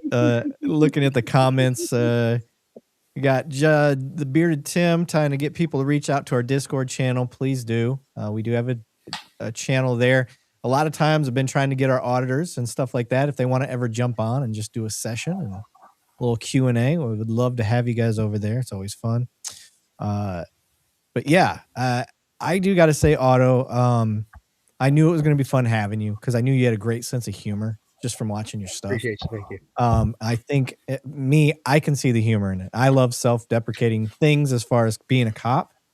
And I mean, I named literally my icon is a donut, and it's Simpsons cops, which are like the epitome of the dumbest of the dumb cops. So there's a lot of intentionality behind what I did, because I love being able to see the bad side of policing and try to put a little humor to it so it can keep me humble. And I appreciate what you're doing out there. I think what you do as a First Amendment auditor, and I think other cops need to hear this, it is changing the way law enforcement is. It may not be the whole nation at once. It's never going to be that way with about anything. But if we can get one department at a time, it's a ripple effect, man. We're helping. And that's how I look at law enforcement. I can't save the world. I can't go arrest every bad cop video of bad cops you guys show me. And that pisses people off. But I can do what I'm doing. There's not a lot of cops doing what we do. And at least I can say I'm doing more than the average bear. Again, I like to look at things. You're doing something. You're already like, fuck. Most people won't even vote. And I understand why. Yeah. So, yeah, exactly. And Banning, he was on here. I sincerely appreciate what you guys are doing. And I've been at this for a while, but we shouldn't always be so divided. Right. We do have some differences, but we are all Americans. And we are so divided on so many things that we should be able to bridge some stuff. And we're not going to agree because we have fundamental differences. We have different things that, we're trying to go for different things. Yeah. And we're not going to agree. Yeah. But I do understand that it's a difficult job, and I wouldn't want to do it. So God, you'd be such a fun partner though. Oh, we would have a blast. You imagine doing a stop with him, Banning? Oh my God, it'd be so fun to work with. Shit, if I could get, we'd be at the donut shop 100% of the time. You'd be so. That'd be the safest donut shop. I would defend the donut shop with my fucking life, bro. He would be that guy on a domestic where you cannot laugh, and he's just over in the corner doing shit that he knows is going to make you break. I'm inappropriate, as you can tell. I love There's it. no way I couldn't be. I'm unprofessional, even in my professional career. In boardrooms, it's very difficult. I don't want to pry. I hate prying into people's personal stuff, but can you tell us what it is you do other than that, or is that too far? I'm a director of operations and human resources for a service tech company. Gotcha. Okay, so we run contracts across the country. I travel. Okay. I was traveling a lot. Now I'm not traveling anymore. Gotcha. But so if you ever have a complaint against one of our service techs, I'm the I'm the guy. I got you. So like you said, I find where people fit best and make sure that they get there. Yeah. And solve problems. I solve a lot of most of the time. Not every day that you show up to work, you should be there. And sometimes if you're having a rough one, you just shouldn't be there because it's not good for you and it's not good for me. And if you're having, troubles at home and you're bringing that shit to work and you're carrying a gun, maybe you should just not go out on patrol that day. Yeah. And with the same thing for, my guys are not dealing with guns and crazy people. But if you fuck up something, it's my job as a supervisor to catch that stuff too, because that's what I do. I'm a supervisor, so sometimes it's not worth going out. Yep. Somebody asked if a green screen's behind me. No, this is my studio. I just changed the picture, y'all. It's not a green screen. You got a slick ass studio. That's some of that government welfare money, isn't it? It is a nice studio. How many tickets did you have to write to get that? My wife's a nurse, and I just make her work. Oh, okay. So I just make her work more. That's all. And then Lacey said, "Auto is the real deal. The total package. All of the good things. We love them." So I love you guys too. I wouldn't be here. I literally wouldn't be here today if it wasn't for the support of complete random strangers on the internet. I know, right? I went through some shit. It was a dark time. I'm glad that I survived it. I'm glad that I'm here. You remember, if you are, and we're all going to go through some shit. You remember that it does get better. The rain clouds will always pass. You can't see all the metaphors. It's true. You will get through it. It's not the end of the world.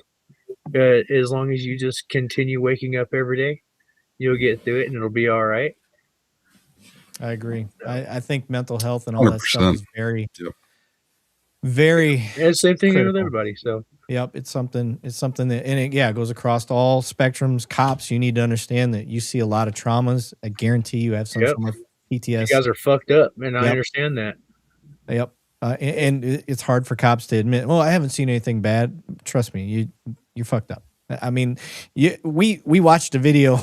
I watched a video on a live I did Friday morning or Saturday morning that was so extremely fucked up. And what was my reaction? I laughed, because it's my coping mechanism when I see something traumatic.